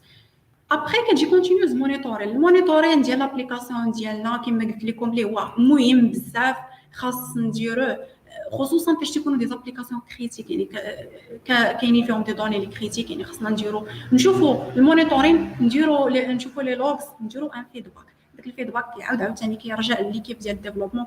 كنعاودوا عاوتاني كنفيكسيو لي بروبليم اللي عندنا هكذا حتى يعني الى انفينيت. يعني هاد ما نقدروش نقولوا انه هذه هي كونتينيوس مونيتورين هي الاخرى او لا، حيت يقدر تبعها من موراها تجي عاوتاني بلان اند كود. يعني دائما كيبقاو هاد لي زيتاب هادو متابعين. كيفاش خدام لو ديفوبس؟ هنايا ديجا شرحت لكم كونتينيوس ديفلوبمنت. يعني هذه اون شيما اللي درتها كا ريزومي لداكشي اللي شرحت. يعني لو ديفلوب كيبوشي لو كود ديالو، كاين واحد الفيرجن كنترول سيستم. هنا باقيين في لا فاز ديال كونتينيوس ديفلوبمنت. ابخي كتجي لو كونتينيوس ديبلويمنت. ابخي كونتينيوس انتجريشن هي الاولى. عاد كندوزو للديبلوامون، سوا كديبلوي ان سيرفر دو تيست يعني تيستين، سوا كديبلوي في البرود يعني البرودكسيون يعني صافي. من بعد راه كدير لو تيستين ديالك سي داز داك لو تيست مزيان، كتشوف حتى لو مونيتورين. اي ابخي كان دي فيدباك او لا دي بروبليم ولا شي حاجه كتعاود ترجعها لو ديفلوبور باش يعاود ثاني يشوف اشنو هما لي بروبليم يفيكسيوهم. بطبيعه الحال هاد لا ميثود هادي ديال ديفوبس كتسهل الخدمه لا ليكيب ديال لي ديفلوبور لا اوبريشن تيمز. هنا حاولت ما امكن نجمع لي زوتي ديال ديفوبس. منين تشوفوا هاد لي زوتي ما تخلعوش، حيت شحال من واحد فاش كيشوف لي فاش كيسمع اولا فاش كيسمع كلمه ديفوبس تيقول خاصني نمشي نتعلم جيت، خاصني نمشي نتعلم ديفوبس، نتعلم جينكينز. ولكن ماشي هذا الشيء هو اللي بغينا. ان ديفوبس باش تعلم مثلا لو ديفوبس، اول حاجه ماشي تمشي تتعلم لي زوتي ديالو، ولكن تفهم علاش بعدا لو ديفوبس، اشنو هما لي برينسيپ ديال لو ديفوبس، علاش كيفاش غادي نستعمل انا لو ديفوبس ندير لو بروجي ديالي. وهذه حاجه مهمه، حيت عندي ان بروجي ماشي كاع هاد لي زوتي هادو غادي نطبقهم، راه كنختار غير اون اوتيل اللي غادي تجيني مع هذاك لو بروجي او لا ديبون هذاك الشيء اللي كندير انا في لو بروجي. سو مثلا كنديفلوبي بي اش بي، كنشوف هما لي زوتي مثلا دو تيست ديال ان بروجي افيك بي اش بي باغ اكزومبل. يعني عاد في هاد لافاز هادي عاد كنجي كنشوف اشنو هما لي زوتي ديفوبس اللي غادي نتعلم. بطبيعه الحال كاينين دي زوتي بحال كاين جيت هنايا سورس كود مانجمنت اللي دايرهم بالخضر، هما اللي كيبانوا ليا مهمين اكثر اولا كيهضروا عليهم بزاف اولا ساهلين شي شويه. بحال مثلا عندنا جيت، يعني جيت راه خص ضروري الواحد يتعلم ليه مزيان لي كوموند اكسيتيرا. كونتينيوس انتجريشن كاين جينكينز هو سهل شويه يعني بارابور لوطخ، يعني انا كيجيني سهل شويه بالنسبه للبيلد. راه المافين باغ اكزومبل، تيستين جي يونيت، سيلينيوم هو اللي معروف بزاف. بالنسبه للكونفيغوريشن مانجمنت كاين انسيبل حتى هو انسيبل في الكود ديالو اولا كيفاش غادي تخدم به كيكون سهل شويه بارابور لي زوطخ. بالنسبه للمونيتورين ناجيوس معروف. كاينين دوطخ غادي تشوفوا كاينين بزاف، يعني ما يمكنوش نهضروا على كاع لي زوتيل سينو راه بقينا هنايا كما قلت لكم. باش تختار لو شوا ديال لوتيل اللي غادي تحتاج في لو ديفوبس غادي خصك تكون فاهم لو بروجي ديالك مزيان. اي ابري غادي تمشي تقلب على لي زوتيل، غادي تشوف اشنو هما لي زوتيل اللي غادي ينفعوك في لو سيكل ديفوبس ديالك مع لو بروجي. من بعد ما تعرفنا على لو ديفوبس وكيفاش هادوك لي فاز ديالو اولا كيفاش ديك السيكل دو فين ديال ديفوبس كتخدم، ابخي السؤال اللي غادي يجي في بال اي واحد هنايا مثلا اولا اي واحد سمع كلمه ديفوبس مشى قرا عليه، كيفاش بغيت نولي انا مثلا ديفوبس انجينير، اشنو الحوايج اللي غادي خصني نميتريزي اولا شنو هما الحوايج اللي خصني نقلب عليهم مثلا الا بغيت نولي ان ديفوبس انجينير. هنا انا سيتيت اللي كيبانوا ليا اكثر ماشي ضروري هادشي كامل من الاول ديرو ديبا، ولكن كاينين شي حوايج اللي مهمين اكثر، بحال خاصك تميتريزي شيل سكريبتين ان جروفي. علاش جروفي راه كيخدموا به في جينكينز، يعني خاص تكون ميتريزي هذا شيل سكريبتين. لوتوماتيزاسيون انسيبل كيفاش كيخدم، اولا شيف اولا بابيت راهم بحال تقريبا كيديروا نفس الخدمه اللي هي كونفيغوريشن مانجمنت. جينكينز يعني ديك البيبلاين ديال جينكينز اشنو كيفاش خدامه هاد لو بيبلاين هادي اكسيتيرا. اهم حاجه الناس اللي باغيين يتعلموا الجينكينز انا كنقول لكم خاصكم اولا تفهموا اللايف سايكل ديال اون ابليكاسيون.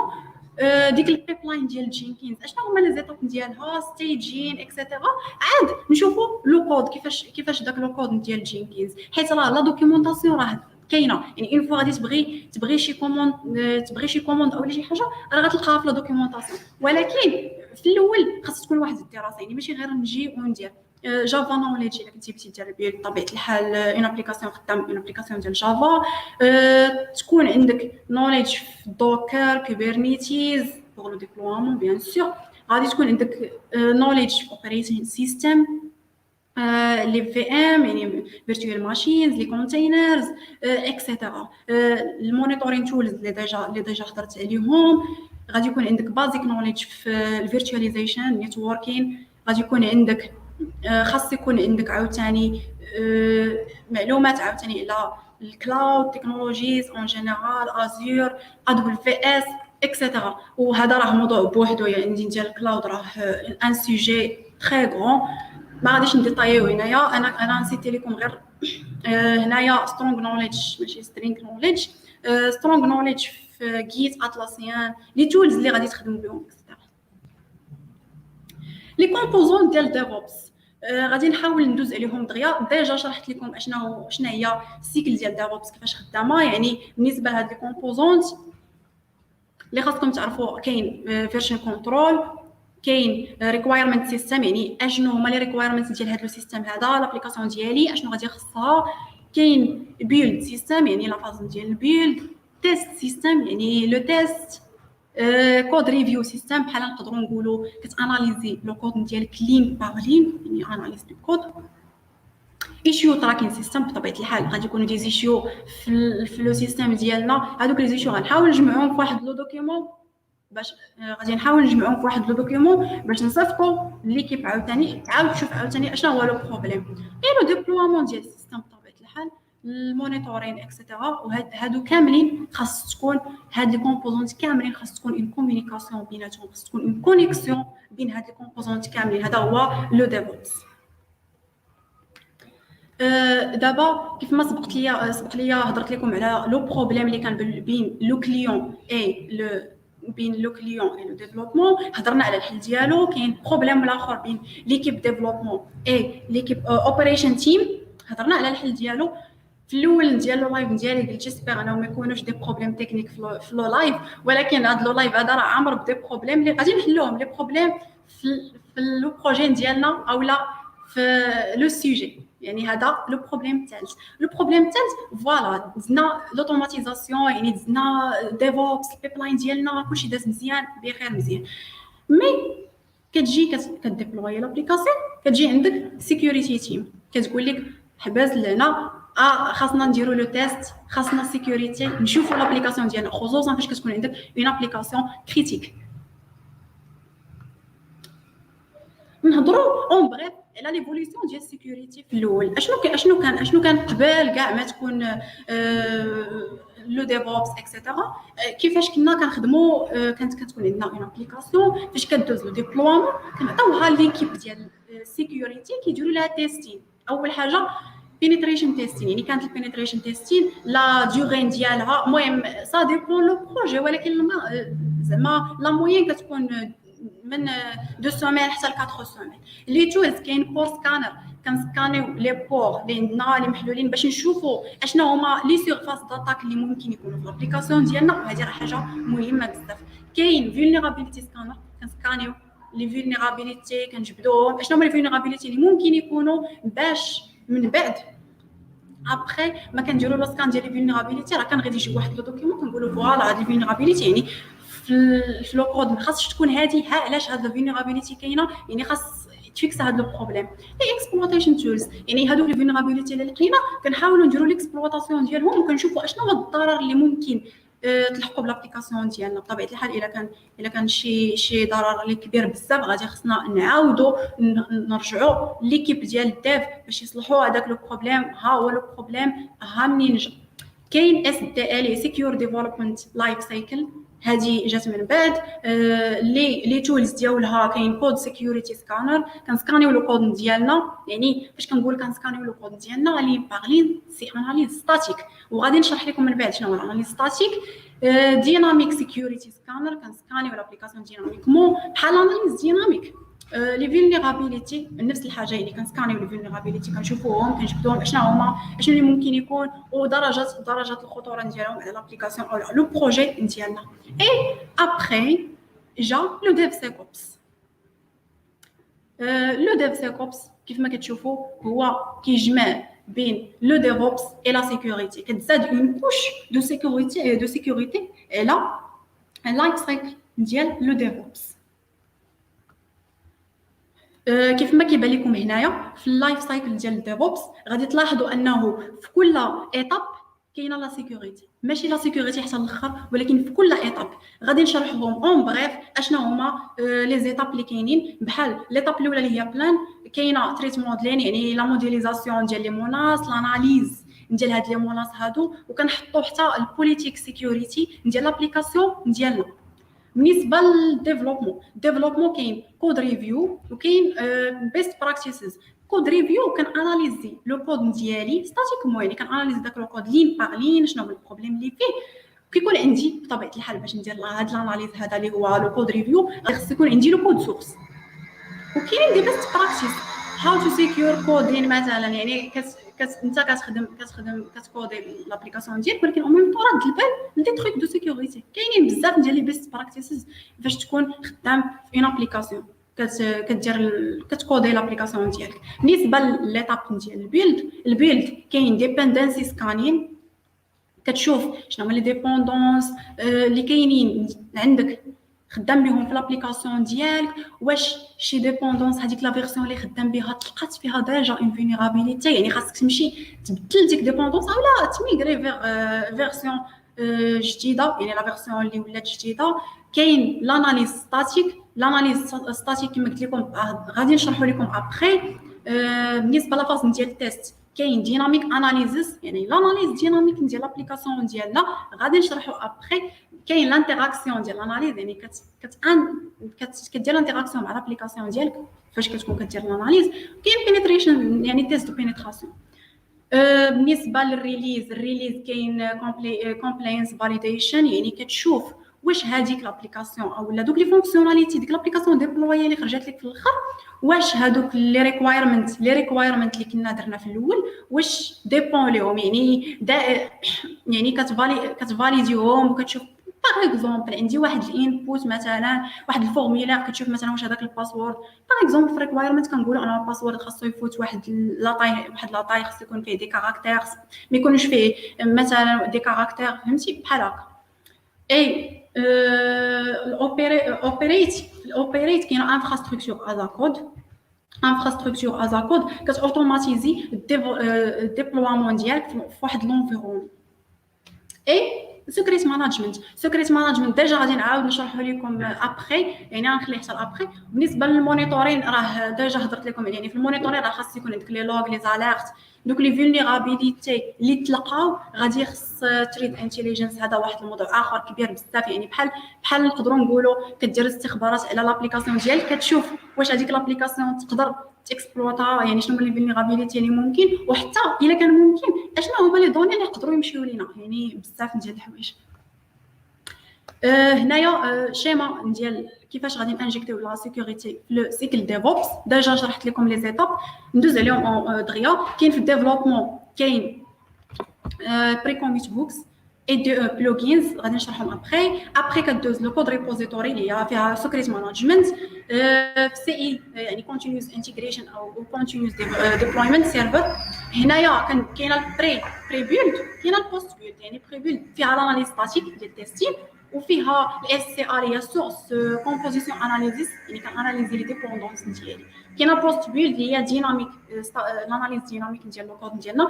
ابخي كاين كتجينيري لي زارتيفاكت بطبيعه الحال، كديبلوي يعني كيكون عندك واحد ستيجين كديبلوي لابليكاسيون اي كديبلويها في البرود. في البرود راه كاينين عاوتاني دي ميثود ديال لا سيكوريتي ديالها، سيكوريتي ان انفراستركتور از كود، يعني كتشوف الانفراستركتور ديالك، لونفيرونمون ديبلويمون ديالك. البري كوميت بوكس قبل ما تكوميتي او لا تبوشي لو كود ديالك، خاص لو ديفلوبور يشوف بعدا واش كاينين دي بروبليم، واش كاينين دي ديبوندونس اللي ديجا تلقات فيهم دي فولنيرابيليتي، يعني ديك لا فيرسيون خصو يبدلها. هادشي قبل. سيكريت مانجمنت نقدروا نقولوا بحال عندنا سوا باغ اكزومبل ان بروجي مديفلوبي بلا رافيل باغ اكزومبل. هاد لو بروجي هذا كيكون فيه واحد البوان ان في اللي هو كيكون فيه لو مود باس ديال لا باز دو دوني، كيكونوا فيه الكريدنشالز ديال هذاك ليوتيليزاتور اللي كيدخل لديك لا باز دو دوني. هاد البوان ان في الا كتلاحظوا فاش كتبوشي لو كود ديالك ما كيتبوشاش، وهذه باغمي لي ريزون علاش، لانه كاع لي سيكريت مانجمنت بحال نقولوا هما لي كلي او لا لي كلين ديالك اللي كتستعملهم في ديك لابليكاسيون اللي كيكونوا كريتيك بزاف، يعني دي بوين اللي كنتايا ما خاصش اي واحد يشوفهم، يعني هنا كترد لهم البال شويه. سوفت وير كومبوزيشن اناليسيس هذه كتجي ابخي ديك البري كوميت بوكس اللي هذيك قبل من الكوميت، هذه ابخي. يعني هنا كتشوف اشنا هما لي ديبوندونس، ديجا شرحتهم اشنا هما لي ديبوندونس. وكما كتلاحظوا انه مثلا فاش كتبوشي لو كود ديالك كطلع لك مثلا تقدر دير ان بي ام اوديت او لا، يعني كتشوف لا سيكوريتي ديالك، كتشوف كيقولوا لك راه هاد الديبوندونس هذه فيها اشكال، هاد الديبوندونس هذه فيها اشكال، وهنا كتصلح لو بروبليم. كيف ما كتلاحظوا راه او كور ديال الديفلوبمون لو ديفلوبور كيولي كيدير حتى لا سيكوريتي. بطبيعه الحال لا سيكوريتي من وجهه النظر ديالو هو، يعني من الخدمه ديالو هو، كاينين دي تروك اللي خاصو يرد لهم البال. لاناليز ستاتيك، هنا نوصلوا لاناليز ستاتيك. لاناليز ستاتيك هو انه كيكون عندك لو كود سورس، كتشدو كدير ليه لاناليز لين باغ لين، كتشوف اشنا هما لي بروبليم اللي كاينين في هذا لو كود سورس. هاد لاناليز ستاتيك كيخلينا انه نيفيتيو بزاف ديال لي فولنيرابيليتي. ديجا ذكروا البارح في لو لايف ديال البارح ديال توب 10 واسب، بحال اس كيو انجكشن اكسيتيرا.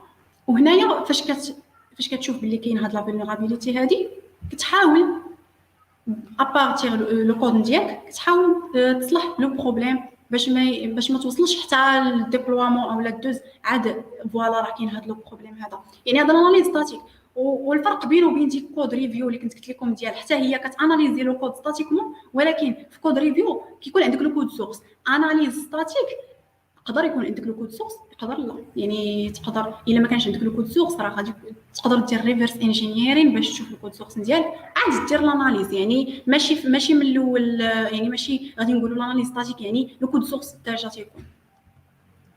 لاناليز ديالك سي لو كونطرير، هنا كيكون عندك بحال واحد البلاك بوكس سيكوريتي، يعني نقدروا نقولوا كيكون عندك الباينري ديال اولا ليكزيكوتابل ديال لابليكاسيون ديالك، اي ابارتير ديال هذاك ليكزيكوتابل كتشوف شنو هما لي فولنيرابيليتي اللي ممكن يكونوا، شنو هما لي زاتاك. يعني كتحاول تحط داك ليكزيكوتابل في واحد ان انفيرونمون دو تيست، وكتشوف بحال كدير عليه التجارب ديالك ديال السيكوريتي، كتشوف شنو هما لي فولنيرابيليتي اللي يقدروا يكونوا، وكتخرج بواحد لو دوكيومون.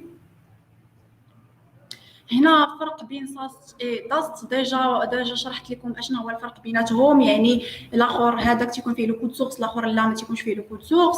الاول راه كيكون عندك بحال اون وايت بوكس، يعني ديجا كلشي على المكشوف كتشوفوا.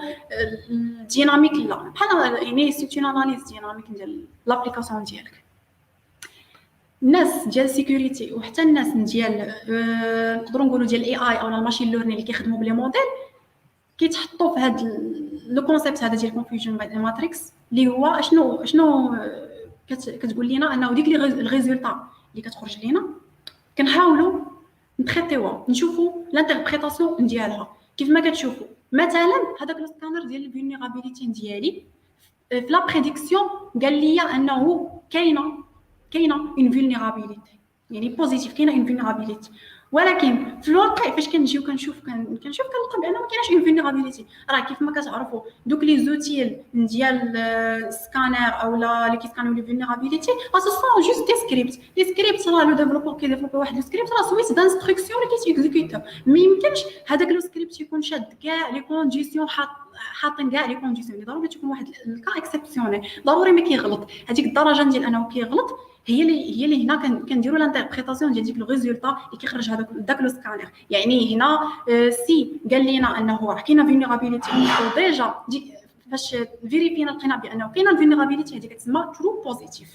لي فولس بوزيتيف هو قال لنا انه كاينه فولنيرابيليتي، ولكن هي في الواقع ما كايناش ديك لا فولنيرابيليتي، يعني غلط. هنا ما كايناش ديك لا فولنيرابيليتي. علاش بوزيتيف؟ حيت مزيانه لينا حنايا. والله ما يقول لنا راه كاينه فولنيرابيلتي وهي راه ما كايناش اصلا، ولا يقول لك راه ما كايناش وهي ديجا كاينه، اللي هي فولس نيجاتيف. وهذه هي اللي خطيره بزاف. ترو نيجاتيف هي يقول لنا ما كايناش ديجا ما كايناش، يعني تو هاد لي كاتر غادي تقدروا تلقاوهم حتى في لي موديل ديال الماشين ليرنينغ. فاش كدير الترينين ديال الموديل ديالك لانتربريتاسيون ديال ديك الريزولطا كتستعمل هاد الماتريس هذه كتسهل عليك الخدمه. يعني حنايا مثلا دوك لي فولس بوزيتيف مثلا خاصهم يكونوا قلالين، حيت سيبوزون داك السكانير ديالنا نقدروا اوكي نقدروا نطوليغي واحد 5 حتى ل 10 مثلا نمشي نفيريفيهم. يعني قال لي راه كاينه فولنيرابيليتي نمشي نفيريفيهم، ولكن سيبوزون 500,000 قال لي راه كاينه 500 فولنيرابيليتي، غنمشي غنبقى كنفيريفي انايا هاد الفولنيرابيليتي كاملين ونلقى بانه راه واحد النص فيهم راه غير غلط. يعني هنا خاص يكون داك النومبر قليل. بطبيعه الحال فولز نيجاتيف هذه راه ما خصهاش تكون كاع، يعني ما خاصش يقول لنا انه راه ما كايناش وهي راه ديجا كاينه. لي زوديت تولز سواء في ديناميك راه كاين بوغ الاندرويد راه كاين ا دي بي، كاين ستراس اللي غادي نهضر لكم على واحد ليكزامبل ديالو في الاخر. كاينين دي زوتيل هنايا ديجا. بالنسبه للاناليز ستاتيك راه ديجا سي سيتاي، ولكن ماشي كاملين. يعني الا مشيتو كتقلبوا تقدروا تلقاو دي زوتيل وحدين اخرين اللي يكونوا ادابتي لداكشي اللي بغيتو.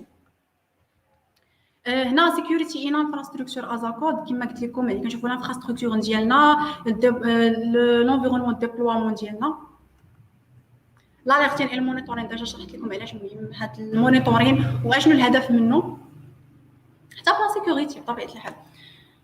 لو ديف سيكوبس تولز هنايا كاع دوك لي زيتاب اللي كنت هضرت عليهم قبل هنا كاينين لي تولز ديالهم.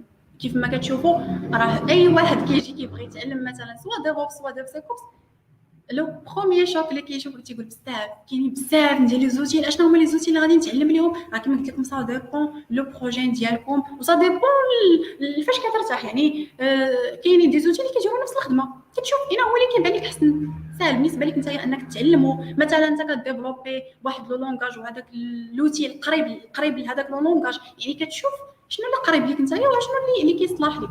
هنا في تريد موديلين تولز ديجا سيسيتي البري كوميت بوكس راه كاينه جيت سكري معروف بزاف. سوفتوير كومبوزيسيون اناليزيس كاين ريكوايرز بوين ايو. ساست اللي كاين معروف بانديت، وكاين سونار كيوب معروف بزاف. لي دي او بلوجين. لي دي او بلوجين بحال نقولوا لي دي او ديالك كيقول لك شنو هما لي بلوجين، شنو هما اللي كاينين ديال لابليكاسيون ديالك. كاينين حتى هما لي زوتي سي سيتي. سكريت ماناجمنت اللي ديجا شرحت لكم انه كتحاول ما امكن تحميك من انه دوك لي دونين ديالك كريتيك الا كان عندك شي كلي او لا شي توكن او لا شي حاجه سكري في لابليكاسيون ديالك كتحاول انه تحميها. كاين فولت معروف بزاف. فيلنيرابيليتي ماناجمنت مهم. كاين داست انفراستركتور سكان. جو بونس كو ما غاديش نبقى نهضر لكم عليهم بزاف.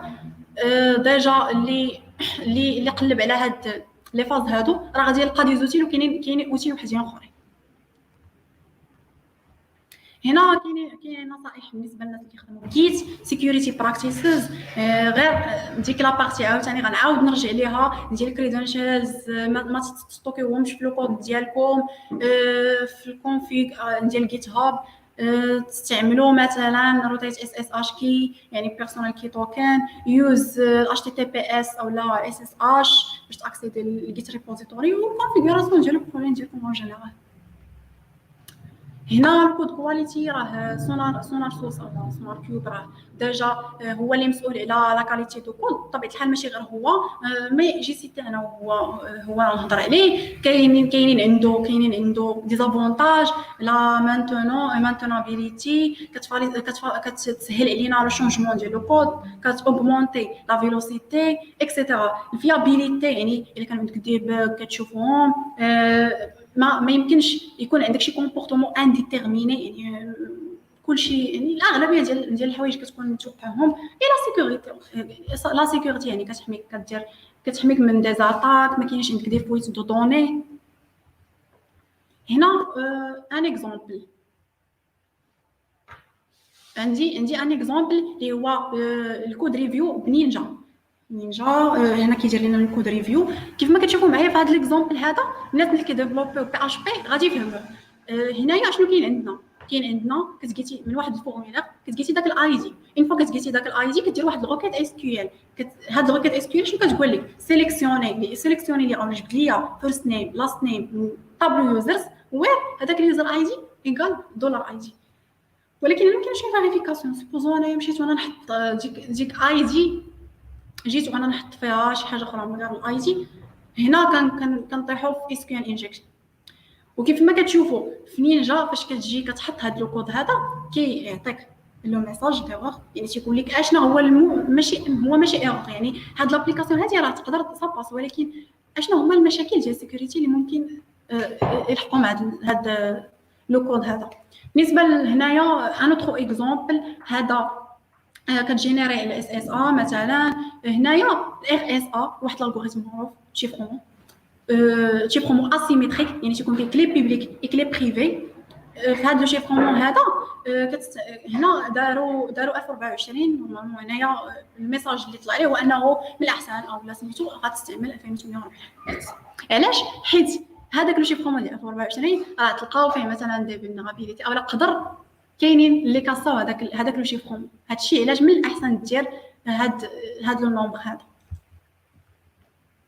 الكود كواليتي سونار كيوب انا جيست واحد الاكزامبل هنايا ديال جافا. هنايا لو بروبليم المعروف بالنسبه لي كان الناس اللي كيديفلوبيو بجافا كاين نيل بوينتر اكسبشن اللي هو معروف بزاف. هنايا كيجبد لك لو بروبليم، تيقول لك شنو هما المشاكل، شنو هو هذا، واش هذا لو بروبليم كريتيك او لا. سي كان كريتيك راه ما غاديش ما ساباس. هنا واحد ليكزامبل براتيك اللي قررت انه نهضر لكم عليه. ديجا جو بونس كو قليل اللي كيعرف هذا الكونسيبت هذا حيت شويه ما معروفش. هنا how to apply SecComp to reduce the attack surface of containers. يعني تكون عندنا واحد الكونتينر، بغيت انايا هاد SecComp اشنو كيدير لينا؟ هو واحد الاوتيل اللي كنستعملوه في لي كونتينر باش كنمنعوا انه تيكزيكوتا واحد لا كوموند. هادي اون بغيب هادشي اللي كيدير. يعني انا ما بغيتش تيكزيكوتا لي واحد لا كوموند. علاش؟ حيت هذيك لا كوموند كتشكل لي خطر الا تيكزيكوتات في هذا الكونتينر ديالي. ما بغيتش، غادي نمنعها. كيفاش غادي نمنعها؟ هذا هو الاكزامبل.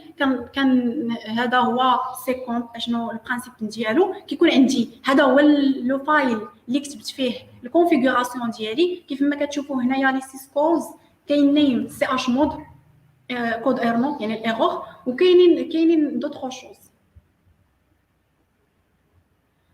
ابري كيف ما كتشوفوا فاش كنجي كنراني ليماج ديالي في دوكر ايماج وي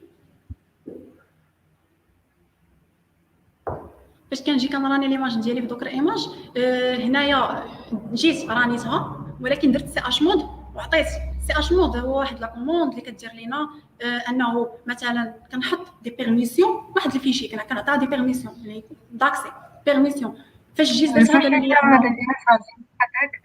باقي 3 minutes. اون فيت هذه هي لا ديرنيير سلايد. داكوغ بارفي.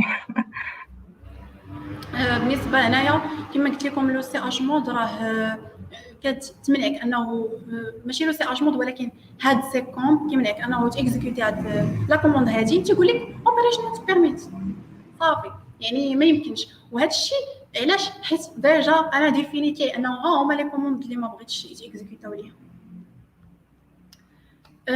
كنبغي نشكركم وجيسبر انه تكونوا استفدتوا من لا بريزونطاسيون ديالي. حاولت لو ماكسيموم نعطيكم جوست اون في جينيرال باش الناس ماشي اي واحد زعما باش اي واحد تفرج سواء كان تكنيك او لا يفهم اشنو هو لو ديفوبس وعلاش الناس اختاروا وعلاش لو ديف سيكوبس. نتمنى ان شاء الله تكونوا استفدتوا من هاد البريزونطاسيون. شكرا بزاف. شكرا لك ايناس، استفدنا بزاف د الحوايج.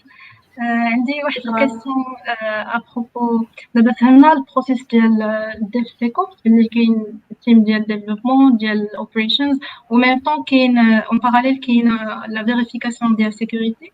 الكاستيون ديالي هي اون تيرم ديال زعما لي طاش واش في الداخل ديال التيم ديال الديفلوبمون هما بريوفهم اللي زعما كيتشيكيو لا سيكوريتي وعاوتاني التيم ديال اوبريشنز اولا واش كاين ابار هاد لي دو تيم كاين تيم يعني بوحدو ديال السيكوريتي اللي كيفيريفيها زعما كيكوردوني بين الديفلوبمون والاوبيراسيون. فهمتك. سؤال مزيان هذا حيت شحال من واحد كيبقى كيقول لك لا انا ماشي اختصاص ديالي سيكوريتي دونك انا ديفلوبور جيت غادي نديفلوبي لابليكاسيون غادي نعطيها للناس ديال السيكوريتي. اون فيت كاينه تيم ديال السيكوريتي ولكن هاد التيم ديال السيكوريتي يعني كدير تيست ديال لي فولنيرابيليتي وداك الشيء ولكن حتى لو ديفلوبور من لو كوتين ديالو كيحاول في لو كود ديالو يدير دي بيست براكتيس يعني ماشي يجي يديفلوبي هكا اي حاجه يعني كيحاول يرد البال دوك لي فولنيرابيليتي اللي باينين راه معدودين على راس الاصابع زعما اللي باينين انه يعني كيقدر ينفيتيهم ما يحتاجش انه حتى يجي ليه واحد من ليكيب ديال السيكوريتي يقول ليه لا ما ديرش هذه اولا ما ديرش هذه حتى هو كينقص عليه الخدمه يعني من الاول ما غاديش ابخي يرجع.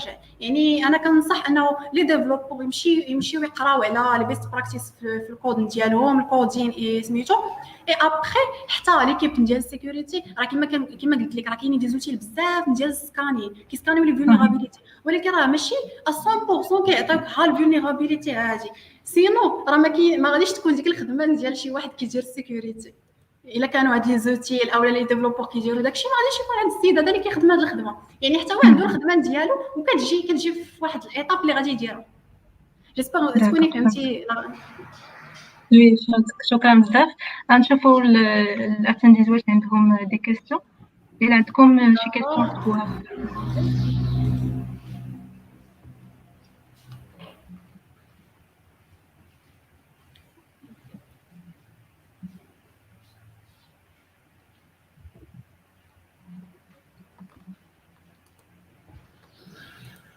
alors شي واحد الا عنده شي كيسيون ولا ما فهمش شي حاجه يقولها في الكومنتير.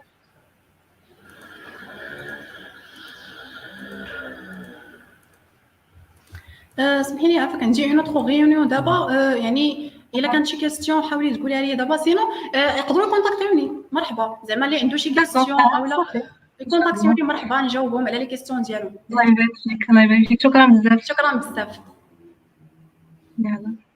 يلا بسلامه. لا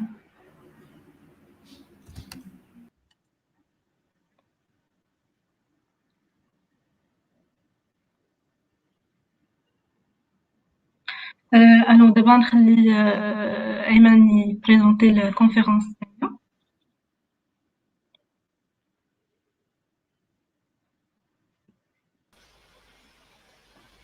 شكرا أسماء. So I'll be switching now to English. So we would like to thank Ms.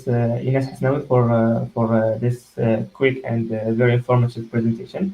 And now we will have for the next talk we will have Mr. Robert Wagner. He is a chief cybersecurity in Splunk. So we will have now a quick approximately 7-minute break, and then we will get back to you with Mr. Robert Wagner's subject. So stay tuned and maybe share this slide with your friends so they can watch it. We can watch it together. Yeah. So I'll launch now the countdown, and we'll be back in 5 minutes or 7 minutes.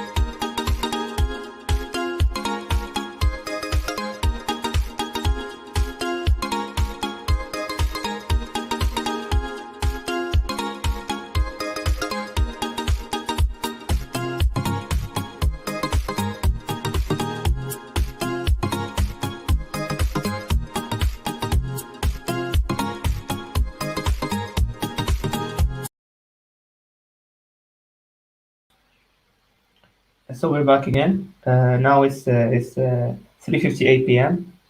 So I'll introduce now Mr. Wagner. Yeah, so your microphone is off. Yeah, can you? Thank you, Amin. Hello, how are you? Good. How are you doing? I'm doing fine, thank you. So I guess I should say good morning, right? Yes, Yeah. it is morning. I'm in Chicago today, but Yeah. honored to be here. I just wish we didn't have a pandemic around. I would have loved to have come to Morocco and Yeah, do we it would live, we would so. love that too. Yeah, yeah. So I guess I'll introduce you. I'll do a quick introduction of you. So for our spectators, Mr. Robert Wagner is an experienced strategic advisor, advocate, and practitioner with a special focus on cybersecurity and cloud computing. He currently occupies the position of cybersecurity strategist at Splunk, and he's the co-founder of Hack for Kids, a NFP dedicated to teaching kids about internet safety, security, and ethics. Mr. Wagner takes great joy in speaking in conferences, and you should know this. He gives passionate, pragmatic, info-packed presentations on security, cloud, and new technologies and techniques while inspiring and empowering companies, clients, and users. So here's a fun. This is a fun fact. I just stumbled upon a conference that Mr. Wagner did a while ago, and I liked the way he presents, and so I contacted him on LinkedIn, and he was happy to accept our invitation. So thank you, Mr. Wagner, again. It's our pleasure having you at our event. Yeah, so I guess you do your own presentation, and yeah, I'll leave you to it. All right, thanks. So, hi everybody. I am Robert Wagner. I'm Mr. Minion on the Twitters. I don't tweet a whole lot just because Twitter's become such a hateful place. But you can also get a hold of me on LinkedIn as well, just like Amin did. So I'm happy to connect there. I've got about 15 years in InfoSec. Like Amin said, I'm a co-founder of a charity called Hack for Kids, where we teach kids about internet safety, security, and ethics. I'm also a organizer of a security meetup group here in Chicago called BurbSec, and we have a conference every year called BurbSecCon. I love everything dogs, motorcycles, and scuba. And you can see there, I even brought together two of my loves. I taught one of my dogs how to ride motorcycle with me. He was a fantastic dog. I'm also an honorary wolf pup dad. So there's a wolf research center in the neighboring state in Indiana, not too far from Chicago, called Wolf Park. And I honorarily adopted the wolf puppies you see there. I got to actually visit them once and had a great time. So, but let's get into our presentation. So I wrote this presentation because of a problem that I had when I was on the practitioner side. So I spent my time, first job as an InfoSec analyst, third shift in the SOC. Worked my way up through engineer and then architect. I am now a security advisor at Splunk. But no matter where I've been, I've always noticed the same set of problems. And part of it was that too many organizations get too fixated on technologies, right? They have shiny object syndrome. They want to buy this thing and they want to buy that thing. The problem is that there's usually not enough budget to buy all the shiny things that they want, nor enough people to cover all the things that they want to do. So when I was in that situation, I would go to my boss, we need another person, or we need a new technology because of a new threat out there. And commonly the answer was, sorry, we've already spent this year's budget. We'll have to wait till next year. So I kept looking for ways to fill those gaps, right? For ways to somehow cover that security problem until we did get the budget. So I looked for free, easy ways, and I found a lot of those going to HackerCons. And every time I saw a good idea, I'd write that idea down. And those ideas are what I've pulled together in this deck, because a lot of times, if you weren't there for that conference to see that great idea, you might never know about it. So over and over again, I noticed that no matter what team it was, if they focused on the primary security tool, the security tool everybody has in their organization, they always did the best. And what tool is that? What tool does every organization have? Yeah, it's you, right? Not that I'm trying to call you guys tools, but really the people are the most important thing. So we forget to focus on those people, right? When we think about this Venn diagram, does everybody hate this Venn diagram right now, right? You've seen it like 100 times. But the problem is that it never looks like this. This Venn diagram, in reality, companies tend to put most of the resources in the technology. Like we said, they buy more and more things, and they forget about people, and they forget about process. And that's really bad. That is so bad that if we only focus on technology, what does this Venn diagram really look like? Yeah, it looks like this, right? And nobody wants this to be the description of their InfoSec team, right? We don't want a Mickey Mouse InfoSec organization. So what can we do? How can we put our attention into all three areas in free and easy ways? So let's start with the people. So there's a lot of great information out there. The nice thing is I don't have to probably tell most of the people at this conference, right? HackerCons are freaking awesome places to get information. And here are just some of the people that I've learned many of these ideas from.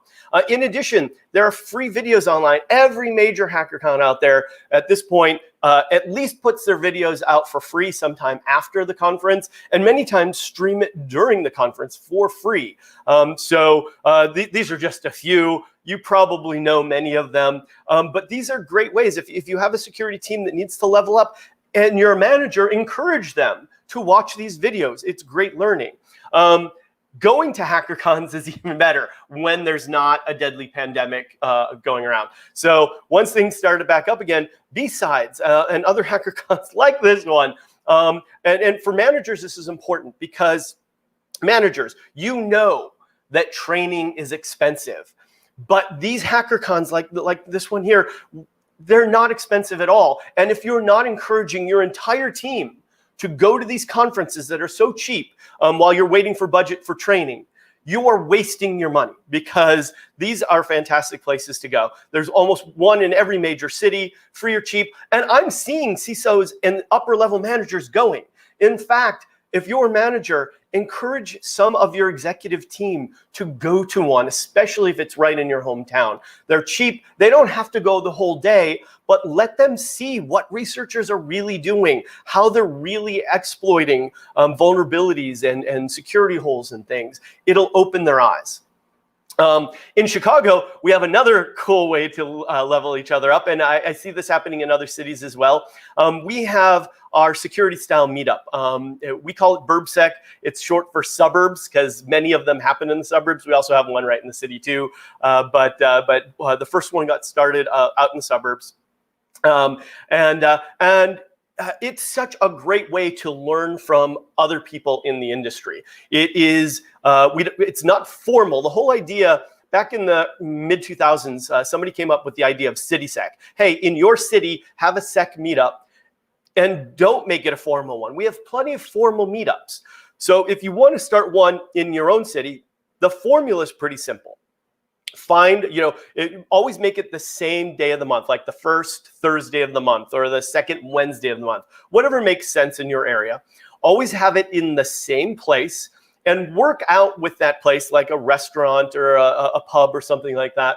Work out with them that you're going to have a bunch of people coming. You need separate checks because having it all on one bill is just a disaster. And then have like 3 people that are like the primary organizers. And their job really is to just make sure that when people come, they feel welcome, that the restaurant remembers that you'll be coming, and to set up a good relationship with that restaurant. But it's not a whole lot of work. The results you get for just an evening of a small meal and maybe a drink or so, you can learn so much from other people. I've learned from the red team people that I know so much about how they're getting in. And I got to tell you, they are bored. They are getting in the same way over and over and over again at every company they go to. And yet those same companies seem to have no idea how people are getting in and so stay vulnerable. If we could just learn from our pen testing friends, we can be better defenders. There's some other great researchers out there that I really want to point out. InfoSec Taylor Swift. If you haven't heard of InfoSec Taylor Swift, you need to follow them on Twitter. They have a great blog out there, particularly about securing Windows and how to monitor Windows using Sysmon for malware and other attacks. Hacks for Pancakes. another fantastic researcher. She freely shares information on DFIR on her Twitter handle and on her blog site as well. So check those folks out. They are so fantastic and they are so informative. They give freely to the community. So how do we level up the rest of the people in our organization, right? So we talked about all these things for leveling up our security team, but what about the users themselves? So I got this idea from a good friend of mine. His Twitter handle is Ben10, Ben0XA. And he came up with this idea of starting a security contest in your company. So this is, we all have seen those security awareness videos that you have to watch for compliance. Yeah, they're so bad you want to rub glass in your eyes. They're terrible. They don't really get the users involved, right? So he thought of this idea to have a contest, which was really who can report the most security issues in their organization. He told all of his users, hey, you know, all those things you supposedly learned in your security awareness, you might start seeing some of those things in the organization. The first person to report any particular one gets, I don't know, maybe a $5 gift certificate to a donut shop or something like this. And at the end of the week, he's going to tally up the score, and whoever gets the most security issues reported first gets like maybe a $200 gift card, something like this.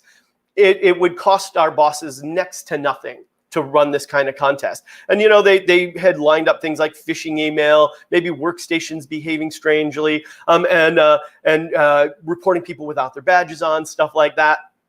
The end effect was he turned his people into intrusion detection sensors. It was wonderful. Somebody immediately reported the CFO walking down the hallway without their badge on. Another person reported a strange black box outside one of the side doors. Now, it turned out it was just one of those rodent traps, but people were paying attention, and that's what was important.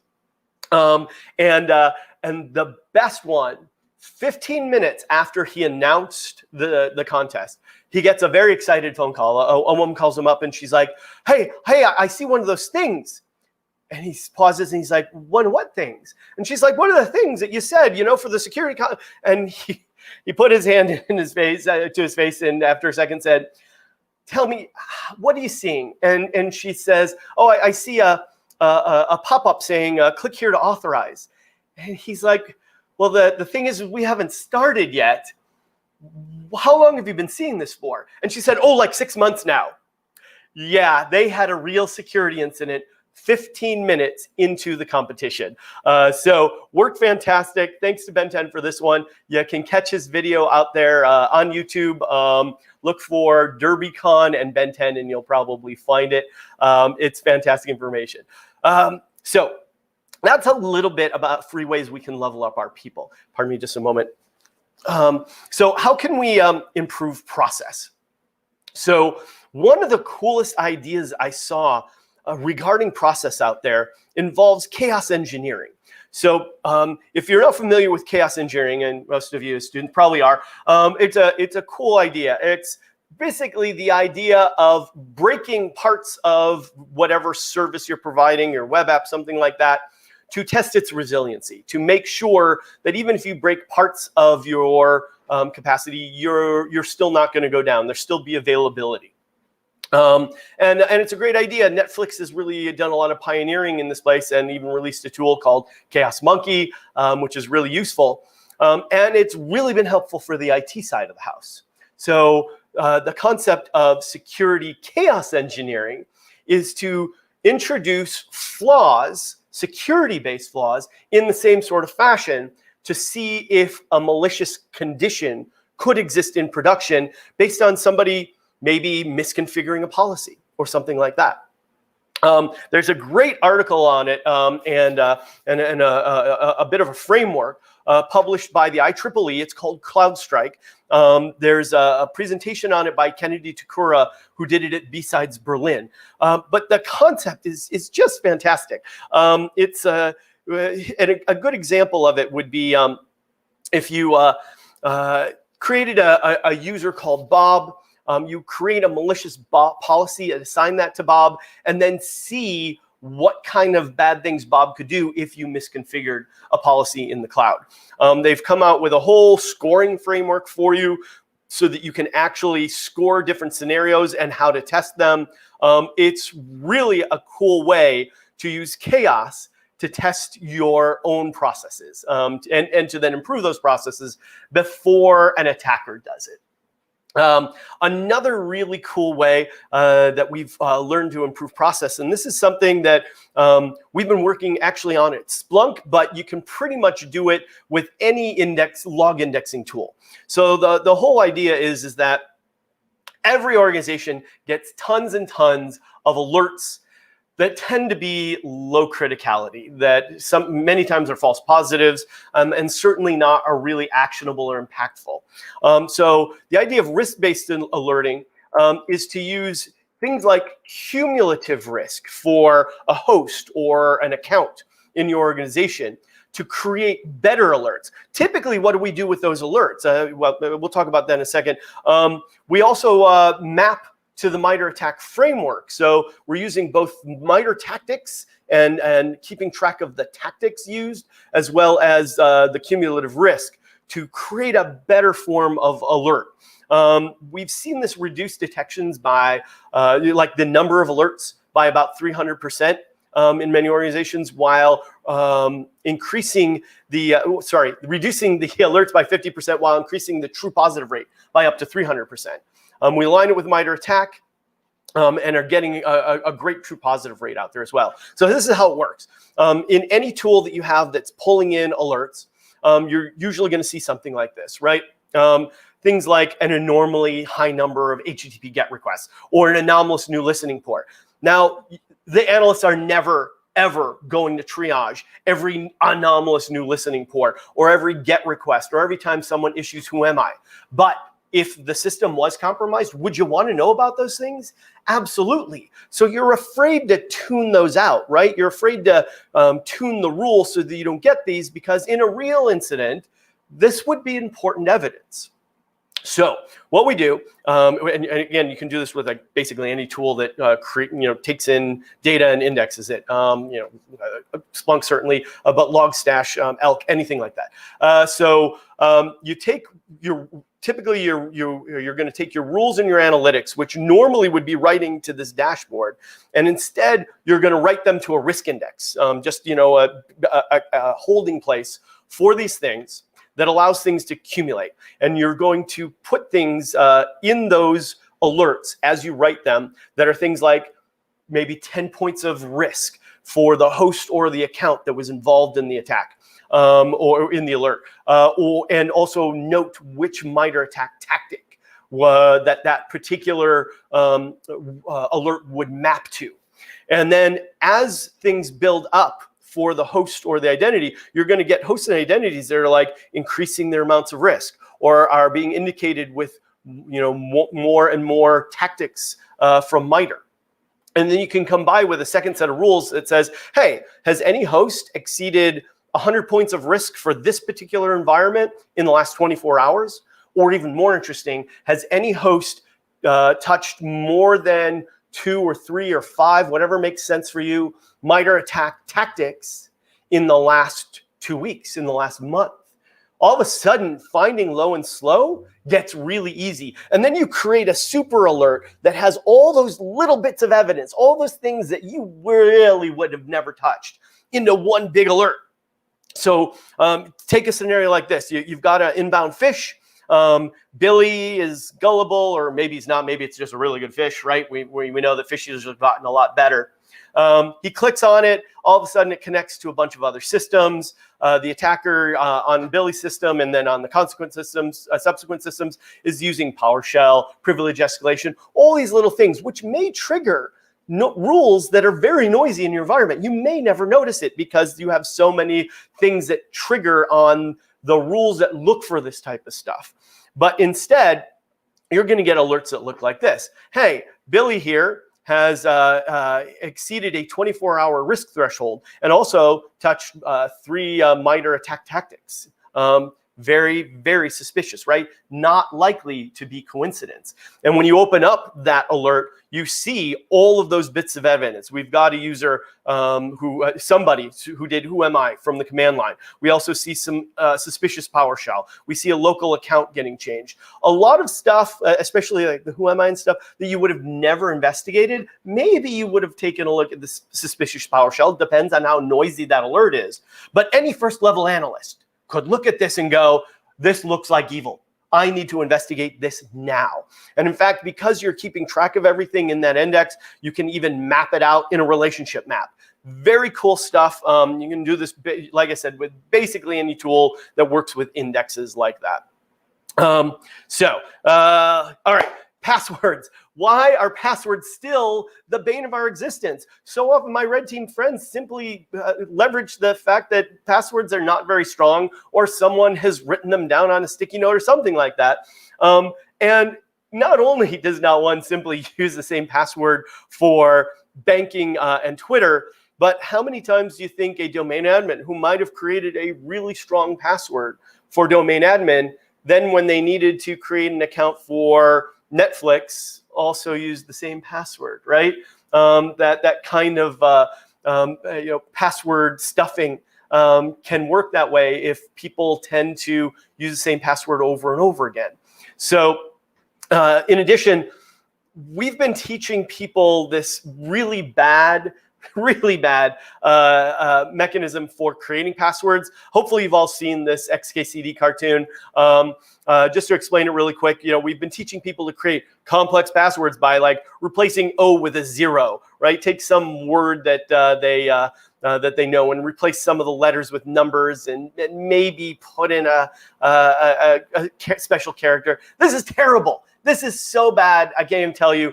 Why did it take a cartoon to teach us this? This only has about 28 bits of entropy in this secure password, which could be brute forced in about 3 days. And these days, if you actually got the hash of this, you'd be able to crack it probably in seconds. Not this exact one because it's in every password cracking dictionary, but you would be able to crack it within minutes, certainly with just a standard GPU rig, right? Password phrases are much better.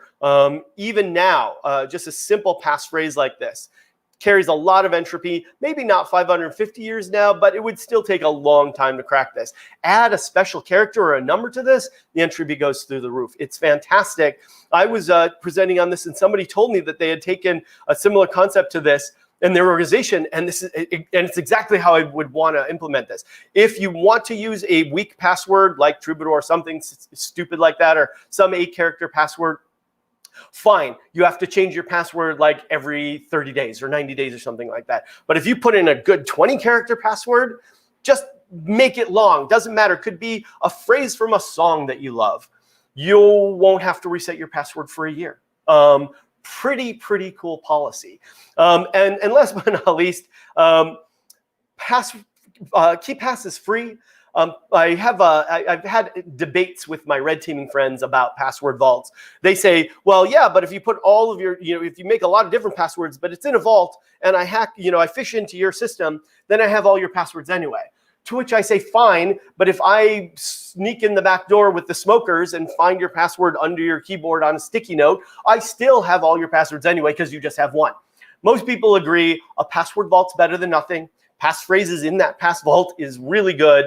And then the real answer, 2-factor or multi-factor authentication, right? If you spend nothing else this year, if you buy nothing else this year, if you don't have multi-factor authentication, that's the first thing you should be getting. It solves so many sins and pretty easy to implement. It's not free, unfortunately, in most cases. I have heard of one free tool called Authy.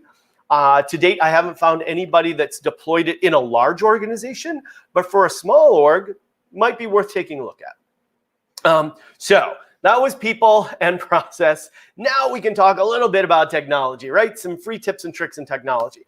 Who here is in an organization with an ancient version of Java, like Java 6 or something like that, right?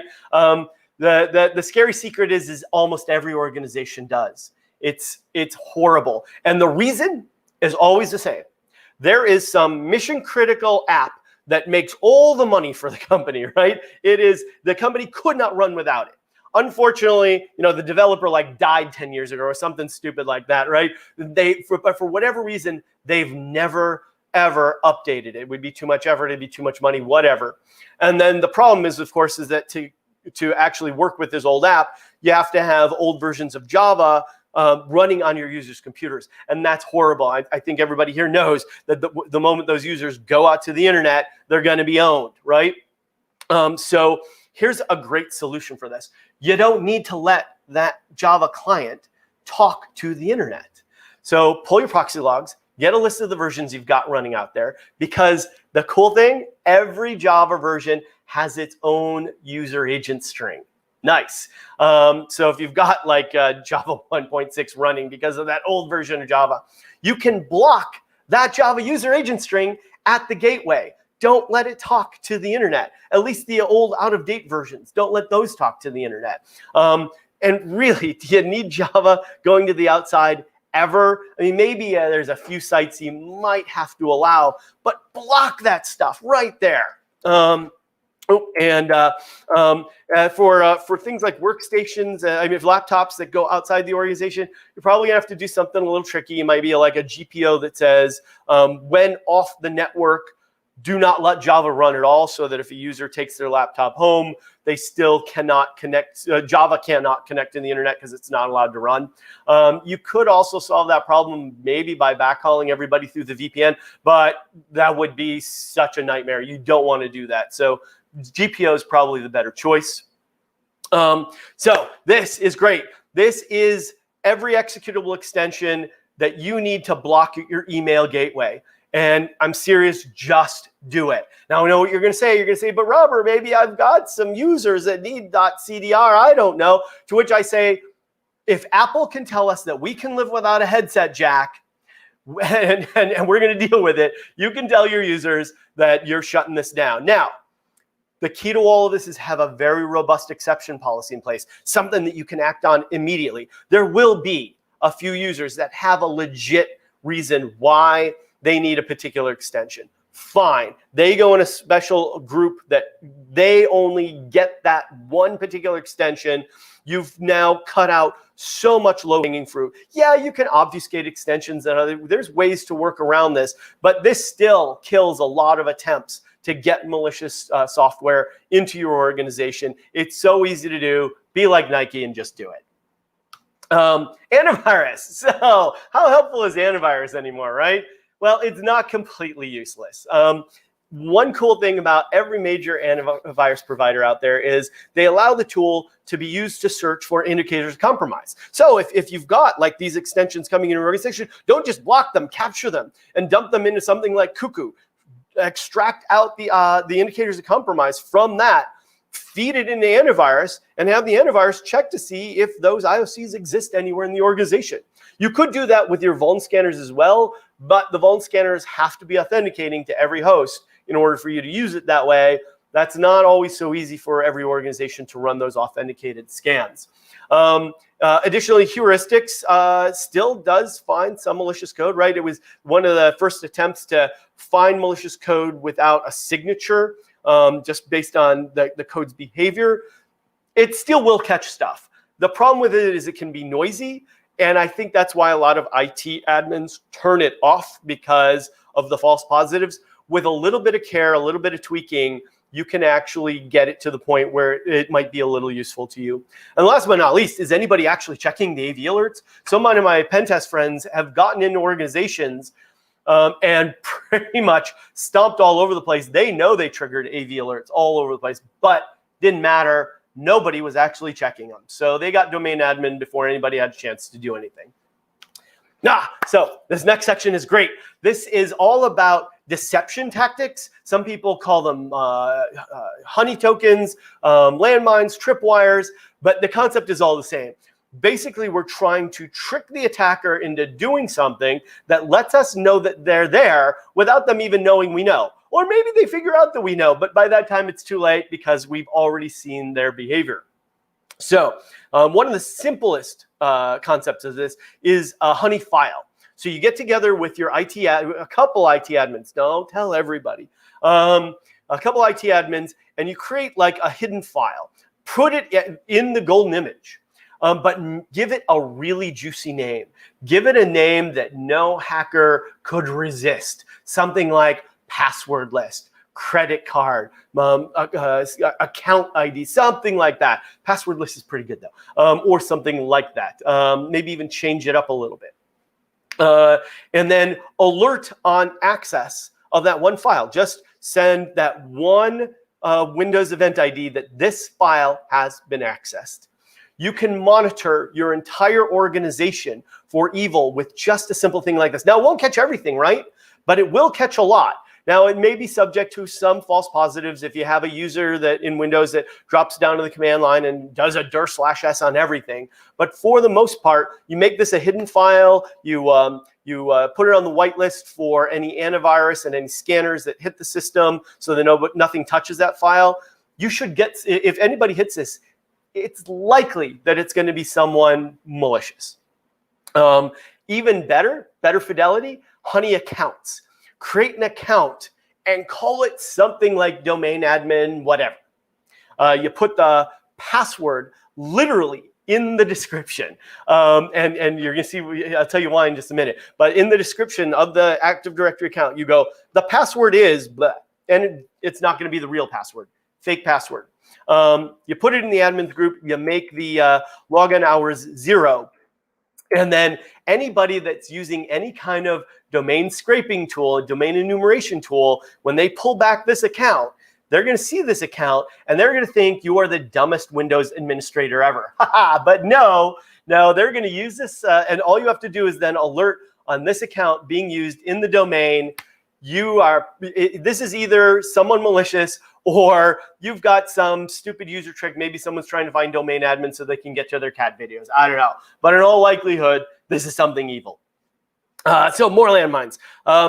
Honey tables and Honey databases. Who here has ever worked with like a DB admin that won't let you put any monitoring on their system, right? Oh my God, no, it'll hurt my IOPS, right? Yeah. So instead, get together with a couple of 1 or 2 DB admins and create a really juicy sounding table or database. Again, call it credit cards, something like that. Don't publish a schema anywhere. Make sure it's fairly well hidden, not just obvious right on top of your data structure.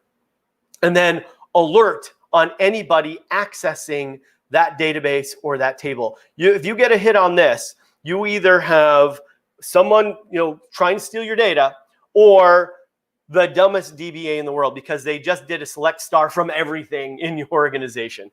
Really good way to protect your data on the cheap until you can get something more robust and mature. Works pretty darn well.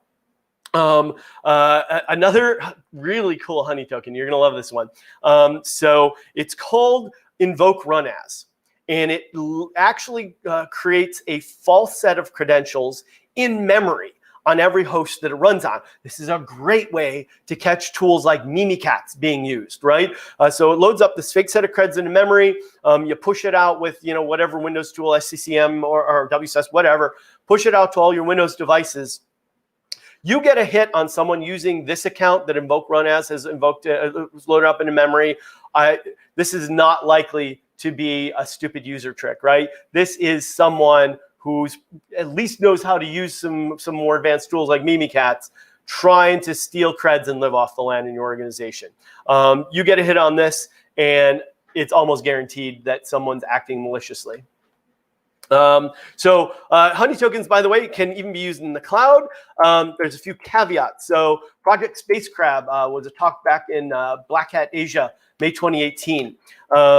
Dan created this tool that would create mass scale AWS keys, but bogus ones. So you create a whole bunch of bogus AWS keys. You can distribute them throughout the organization and see if anybody tries to use that fake AWS key.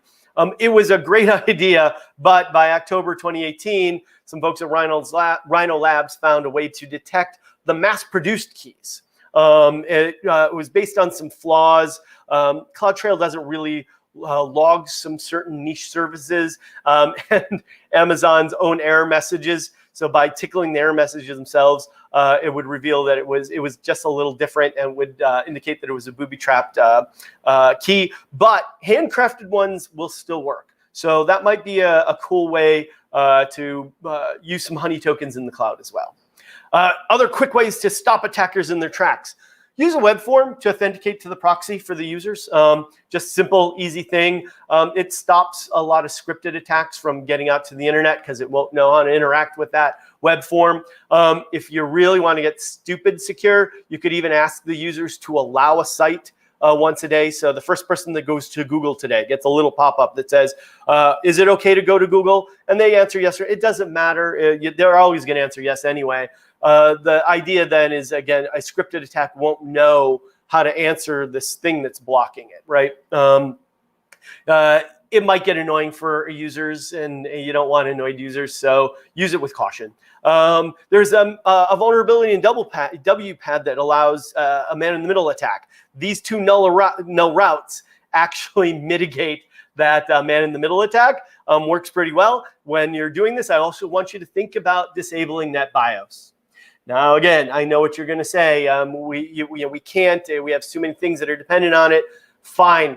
Put it in your 2-year plan, in your 5-year plan, 10-year. I don't care. But you need to have a plan to get rid of NetBIOS. It just allows too many easy attacks to happen. Have you ever heard of the tool Responder? Hopefully you have. Responder does a lot of things for malicious attackers. But one of them is it listens for NetBIOS broadcasts. And when it hears one, it goes, hey, I'm that server that you're looking for. Yeah, just pass your hash on to me. Give me your creds. It's all good. I'll take care of everything for you. And of course, the attacker then gets access to all sorts of things just by this simple flaw in NetBIOS. You got to get rid of it. And if you're you should probably download a Responder and test it on your network. Get permission. Don't just do it. Get permission, but actually see how susceptible you are. And while you're at it, I'd also recommend another tool called Bloodhound, which tells you how many degrees of separation between you and domain admin. Use that tool. If there's only 1 or 2 levels between a user's account and becoming domain admin, that's bad Active Directory architecture. You need to fix that.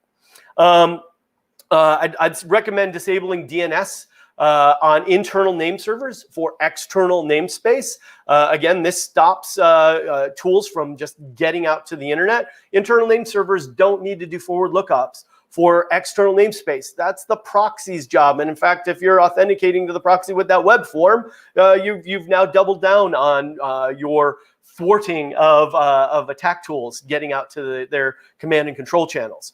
Point the proxies at DNS servers that only allow they're only allowed to use that. So some other roadblocks. Laps. This is a tool created by Microsoft for security that actually works pretty well. And I know it's weird to say that in one sentence, but what it does is it randomizes the local admin password. Now, if you're using local admin password, again, this is like NetBIOS. You got to get rid of it sooner or later. But for now, this is a tool from Microsoft. You should be able to get them to give it to you for free. There are some bypasses for it, but for the most part, this works really well. Everywhere people have said that they've implemented laps, works like a charm. And what it prevents is from someone getting on one host, getting that local admin password, and then going from host to host to host with the exact same set of credentials, right? Stops a lot of that lateral movement. And even better for stopping the lateral movement is a GPO that basically says, deny access to this computer, your users' laptops and workstations from the network.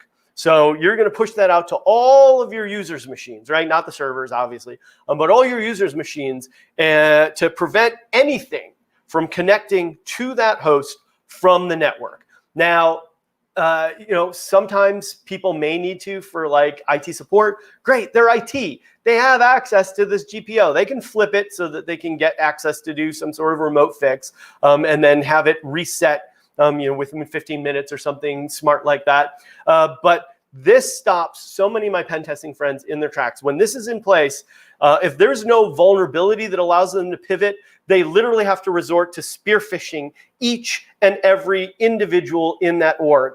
It's going to slow them down so badly, they're going to cry. It's going to be terrible for them. You apply this to local admin group, works like a charm.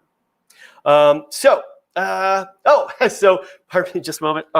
Some free fun with algorithms. So people all over talking about machine learning algorithms, stuff like that. How can we be better? How can, buy our machine learning tool or whatever. It's like, the cool thing is that you don't have to buy anything to get started.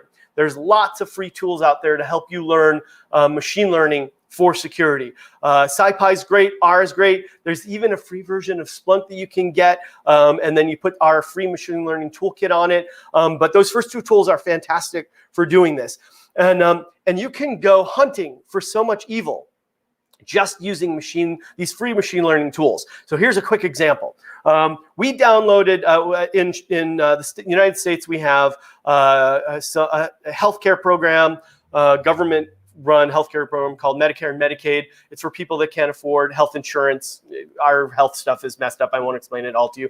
But in any event, you can download a lot of information from there. If you come over here to research stats and data, you can download like all of last year's prescriptions. Now, it's protected data, right? So you're not going to know who the prescription is for, but you will know everything else. You'll know who wrote it, where it was written, what it was written for, and all sorts of great data like that. And we thought that would be a cool place to go looking for data experiments, so machine learning kind of data experiments. So we downloaded all of 2015's prescription data, narrow it down to just opioid prescriptions, right? Thought there might be something interesting there. And then we ran it through just two algorithms, two very simple algorithms. The first one's called PCA. And what PCA does is it takes all these columns and reduces it down to X number of columns that it thinks are the most noteworthy, and then gives it a numerical representation. So we told it to narrow all these down to 3. So you can see here the results, PC 1, 2, and 3. And the reason we chose 3 is because you can plot 3 on a 3D graph. Then we just ran it through a second algorithm called k-means. And these are standard algorithms. Anybody with SciPy has access to these algorithms. In fact, we're using SciPy right here. I just used Splunk to make it easy for myself. But what you get is some k-means clusters data. And you can see that all of those prescriptions now are clustered around a couple centroids here. And then you have some outliers. Don't know why they're outliers yet, but we do a little research, and we start Googling things like John Couchier, who was the doctor that showed up as an outlier somewhere around here.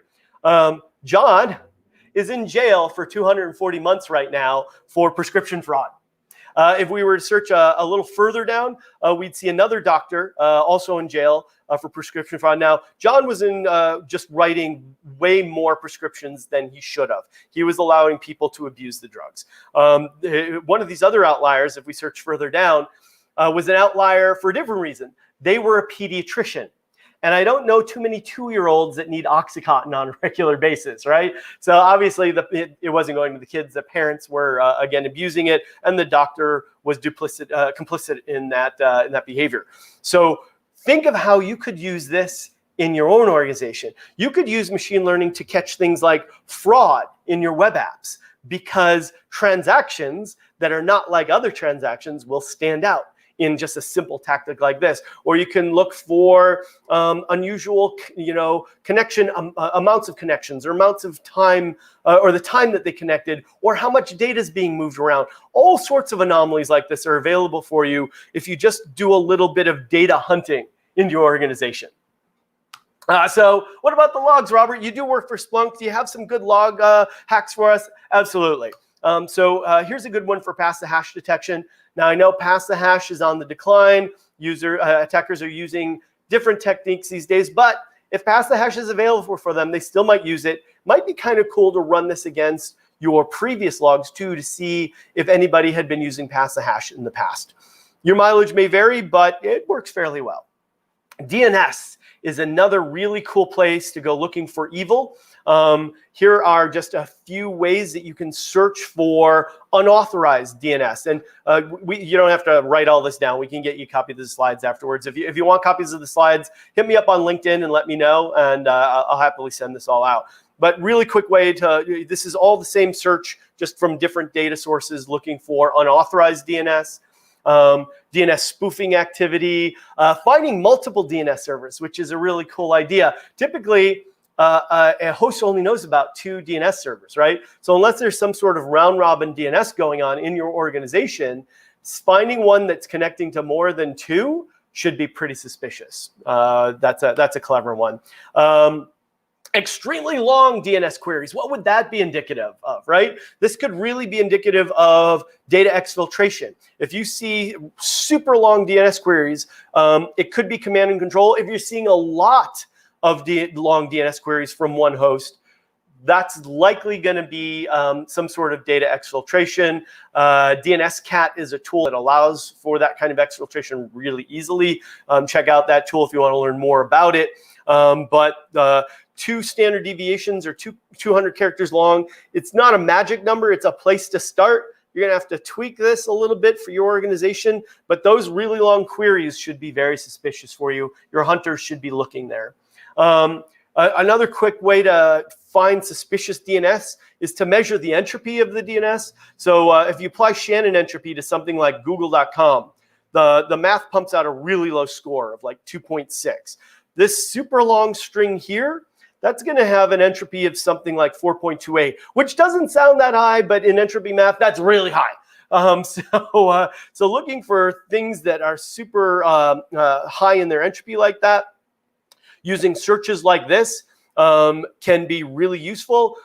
You will have to filter out the content delivery networks like Akamai and things like that. So maybe you filter out the Alexa like 2 million or 5 million, something like that. Filter out all those CDNs, and you should end up getting something that looks like this, right? All of these very high entropy strings coming out with over 4.4 in the entropy should be very suspicious to you and should be something that you're investigating. So I know that was a lot to digest. I want to provide as many ideas as I possibly can. Hopefully 1 or 2 of them were useful to you. Take them home and use them, because remember, only you can prevent InfoSec dumpster fires. And with that, we can go to questions. Let me bring up my browser here so I can see any questions that you guys might have posed while I'm here. Thank you, Relaxation Mood. What are the countermeasures used by hackers to avoid falling into honeypots? Well, you know, I've even heard of hackers these days using machine learning to try and act more like a normal user. I mean, the things that are possible are never ending, right? Hackers are always coming out with new ways to try and avoid honeypots, but it's usually by observing the behavior of the honeypot and trying to figure out if it's legit or not. That's the most standard way. Great question. Any other here? So if there are any questions, please feel free to ask your questions. We have only 5 minutes left. Oh. Good question. So difference between blue team and red team. So in InfoSec, it actually is a term that InfoSec stole from the military. So when military do training exercises, it's typically divided into the blue team, which defends, and the red team, which attacks. So people use that in InfoSec a lot. So in InfoSec, the blue team is, you know, the people hired by an organization to, you know, watch and configure the IDS and the firewalls and all that kind of stuff, and the hunters and the investigators. That's all blue team. And the red team, and some organizations are actually starting to hire their own red team people, or they hire a third party to do it. But the red team tries to break in whatever way they can. And that can be anything from a computer hack to literally like trying to sneak into the building and gain physical access to the servers or whatever the target is. But that's the basic difference between those two. And was this helpful? Did anybody like find a new thing that they were like, oh, that's a cool idea, I'm going to use that to defend my organization? Personally, I found it very helpful. I guess the main tips you provided were about preventing attacks rather than responding to them. Right. Yeah, right. Thanks, Hamza. I appreciate it. Yeah, that's good. Yeah. So if there's any feedback and or any questions, feel free to ask. I'm pretty sure Mr. Robert will be happy to answer any question. Yeah. Amin, you're right. This is all based on, when I was a defender, I would get so frustrated because I knew that there must be bad guys in our network just based on the vulnerabilities, but we never had enough people or enough tools to go digging for them. So I used to love when people would present great ideas like this that cost me nothing, right? And I've seen a lot of people implement these various things within their organizations pretty effectively. Cloud security jobs similar to data centers.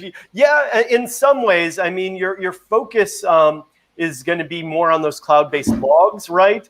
But a lot of cloud-based security is about authentication and learning those CloudTrail logs and other things like that. So there's some differences, but once an attacker gets in, they're still going to try and live off the land, right? They're still going to try and find credentials to pivot throughout the resources. They're still going to try and exfiltrate that data. So there are some similarities, but probably the biggest difference is that your own data center is always susceptible to physical attack that you're responsible for. For the cloud, your cloud provider is now responsible for that physical security. Yeah. So I guess we'll only add one final question before finishing this presentation. Yeah. So if you have any question. Does anybody have any good ideas that they've used at their company too? If you have a good idea that you've used, put that in the comments too. People would love to hear it. I guess the brilliant ideas are about social engineering, not technical, right. more than being of a technical aspect. Oh, absolutely. Social engineering is always a big thing. And I don't know if you've ever seen the competition at DEF CON that they have every year for social engineering, but it's scary how easy it is for some of those people to get someone to give up their credentials, right? Hamza, what about data scientists? One last word. He's asking if you have a word about. You know what? So if you're asking, like, it is a real. I mean, if you're looking for a place to go that's kind of interesting and really growing fast, data science and infosec is a really cool area, and there's not a lot of people that can do it. So there's a huge demand. There's a huge demand for data scientists, regardless. Yeah. If you do become a data scientist, though, one thing I would beg you, please, please, please, don't be evil like some of the AI that is being built out there to spy on us and do all these horrible things. Learn, if you're going to become a data scientist, come up with a way for us to defend ourselves from the AI that's starting to spy on us so much. That would be a really cool project for someone. Yeah. So to conclude, I just want to say an idea that a speaker yesterday said. It's Ahmed Benafa. He said that machine learning is our first defense against cyber threats, while blockchain he thinks that machine learning is our first line of defense against cyber threats, and blockchain is the second line of defense.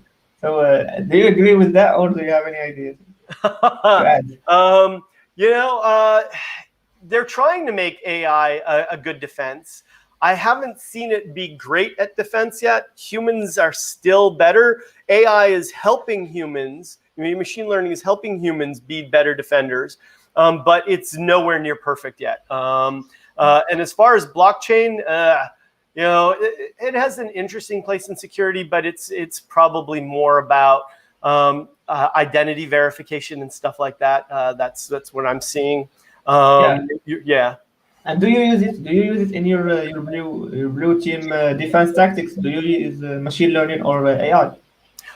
Yeah, we've seen a lot of machine learning, especially for finding fraud, which is a really cool concept. So if any of you are working in an organization right now in security, ask the company if they are struggling with any sort of fraud. It's a place where people like us can really help, because we always are trying to learn how to think like criminals, right? And if you can solve one fraud for your organization, you make the security team so much more valuable, because now you're saving the company money. I mean, if you can solve one fraud, you're looking at maybe stopping $500 million in theft right off the bat. And that's fantastic. And we all struggle with this, right? Security teams are always considered a cost center. And we don't want to be a cost center. We want to be valuable to the organization. And this is one easy way. And you can use machine learning really easily to find aberrations in transactions that would be indicative of fraud. Yeah. Thank you very much, Mr. Robert, for your very informative answers and the presentation overall. And I really enjoyed it, and I hope our attendees also did. So I would love to continue the conversation, but we have a time constraint. So no worries at all. Feel free to hit me up on LinkedIn if you want to answer questions. Great being here with you all. I'm sorry I couldn't meet you all in person. Thank you very much. Thank you again, Mr. Robert, for this mind-blowing talk. Now we will move to the next workshop, which will be presented by Mr. Alex Ahmed, also known by Hackersploit. He is a senior penetration tester at Hackersploit Cyber Security, with over 6 years of experience in penetration testing and information security. He's an author and content creator at YouTube. We will link the link of his channel at the section comment. He's also a DEF CON speaker and a course instructor with an audience of 500 million cybersecurity students and professionals. We would love to have him with us today, but unfortunately he couldn't make it. But he sent us the workshop recorded. So we will broadcast it. And if you have any questions, please feel free to contact him directly. So without any further delay, we will turn to the workshop. By the way, the workshop is about Docker for pen testing and bug bounty hunting. Thank you, Asma. So as Asma said, Mr. Alexis Ahmed couldn't make it, but he recorded a workshop especially dedicated for us. So I will broadcast it right now. It's a 40-minute workshop about using Docker for pen testing and bug bounty hunting. So I hope you enjoy, and if you have any questions, feel free just either to ask them in the comments, and we will then transfer them to him, or you can reach him directly in his YouTube channel or LinkedIn.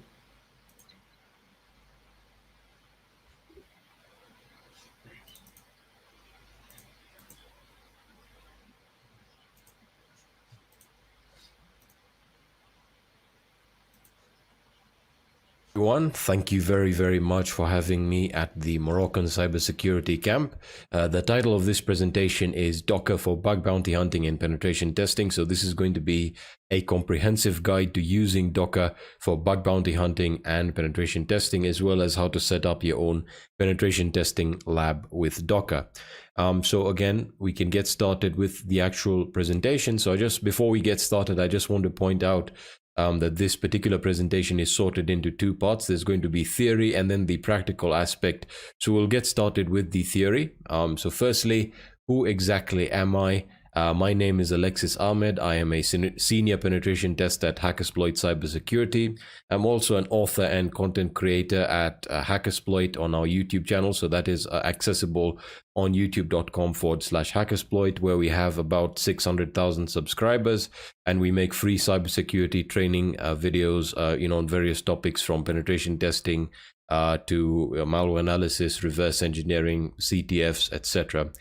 So some of the certifications that I have that are related to cybersecurity are CAH, both ANSI and practical, the OSCP, and the Security Plus certification from CompTIA.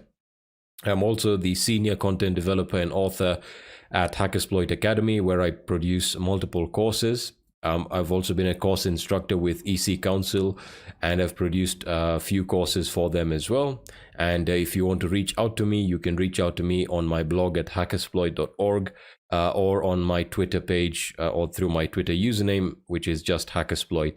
So that's just a basic overview of who I am exactly. We can now take a look at what we'll be covering within this presentation. Again, given the actual time constraints, I'm going to have to go through some stuff quite quickly. But firstly, we'll get started with an introduction to Docker. So if you're not familiar with Docker, that's what we're going to cover first. We'll then take a look at the differences between Docker and virtual machines and why I think Docker is marginally better. And finally, why you should use a Docker for security assessments. And then we're going to move on to the practical aspect of this demonstration, which is going to involve installing Docker, covering the fundamental commands of pulling images, running containers, so on and so forth.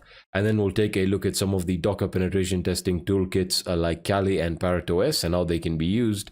And then we'll also touch upon the Bug Bounty Toolkit, which is a Docker image that I created. And then finally, we'll end the video by taking a look at how to set up your own web app pen testing lab or your penetration testing lab with Docker. All right, so firstly, what is Docker? If you're not familiar with what Docker is, or this is your first time hearing about it, Docker is a platform as a service containerization technology that utilizes operating system level virtualization that allows users and companies to package, distribute, and deploy software, web apps, and any other type of data that can be containerized, right? So the key distinguishing factor between containers and virtual machines is that, again, Docker uses operating system level virtualization, and it actually uses the host operating system kernel to run all the containers or to run a container, as opposed to hosting or virtualizing an entire operating system for each container or for each virtual machine. All right, so if we take a look at the differences between containers and hypervisors, we can see that on our left we have a typical virtual machine infrastructure, and on our right we have a container infrastructure running the Docker platform with the Docker engine. So you can see you can have two physical servers. One is going to be running a hypervisor like ESXi, right, which is by VMware, or you can use an open source option like Proxmox, right? And the hypervisor essentially it allows you to spin up virtual machines as well as containers, but in this case, let's just stick to virtual machines, right? So why were hypervisors created? Now, back in the early 2000s, companies were buying servers to host web applications and any other business critical applications, right? And the issue at that time was you would buy a server to host only one application, right? And of course, companies would buy, they would buy servers with resources or with a high configuration of resources. So it would have maybe something like 6 cores, right? And maybe about 8 gigs of RAM, which is not a lot now, but at that time was quite a lot. However, remember, they're only hosting one application on it, which means that all the other system resources were being underutilized. You could not host more than one application on a same server. Well, you could do it if they were different, but you could not host like multiple web applications on the same server as well as an email server. It really wasn't feasible, and that's where virtual machines came into place, right? So that's why hypervisors were created. Hypervisors allowed you to actually host multiple operating systems on the same server, and within those virtual machines you could then host individual applications. So for example, if a company wanted to host a Linux application or a Linux web application on a Windows operating system, they could now do it using a hypervisor like VMware or Proxmox, for example. And this allowed the resources to be better distributed, and you could make full use, or you could utilize the resources of your server to the maximum. So for example, if your server was 8 gigs, right? Before that, you could only run one application, and most of the time it would underutilize the resources, and you would be left with a server that was being underutilized. But now you can distribute that 8 gigs of RAM here, for example, into 3 containers, and you can share the resources accordingly that way. However, one of the problems with using hypervisors in virtual machines is this right over here. The actual ability, well, not the ability, the issue of hosting a guest operating system would also take up system resources. So let's say for each virtual machine you allocate 8 gigs or 4 gigs of RAM, the guest operating system would take up to 2 gigs or even more of that RAM, and that would leave you with only 2 gigs left here for the application. So that was a big issue, and that's where containerization comes into play. So one of the containerization technologies that we're taking a look at is going to be Docker. However, you can also use LXC or anything else like that. And you can now see that each container here utilizes the host operating system kernel.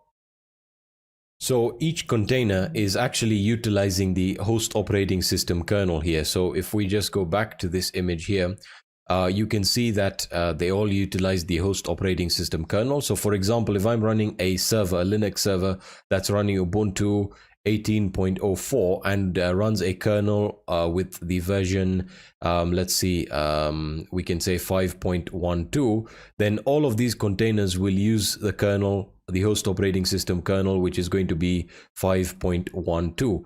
So again, if I wanted to host a CentOS container, it will use the same kernel version. The only thing is it's going to add the binaries and libraries that make up CentOS.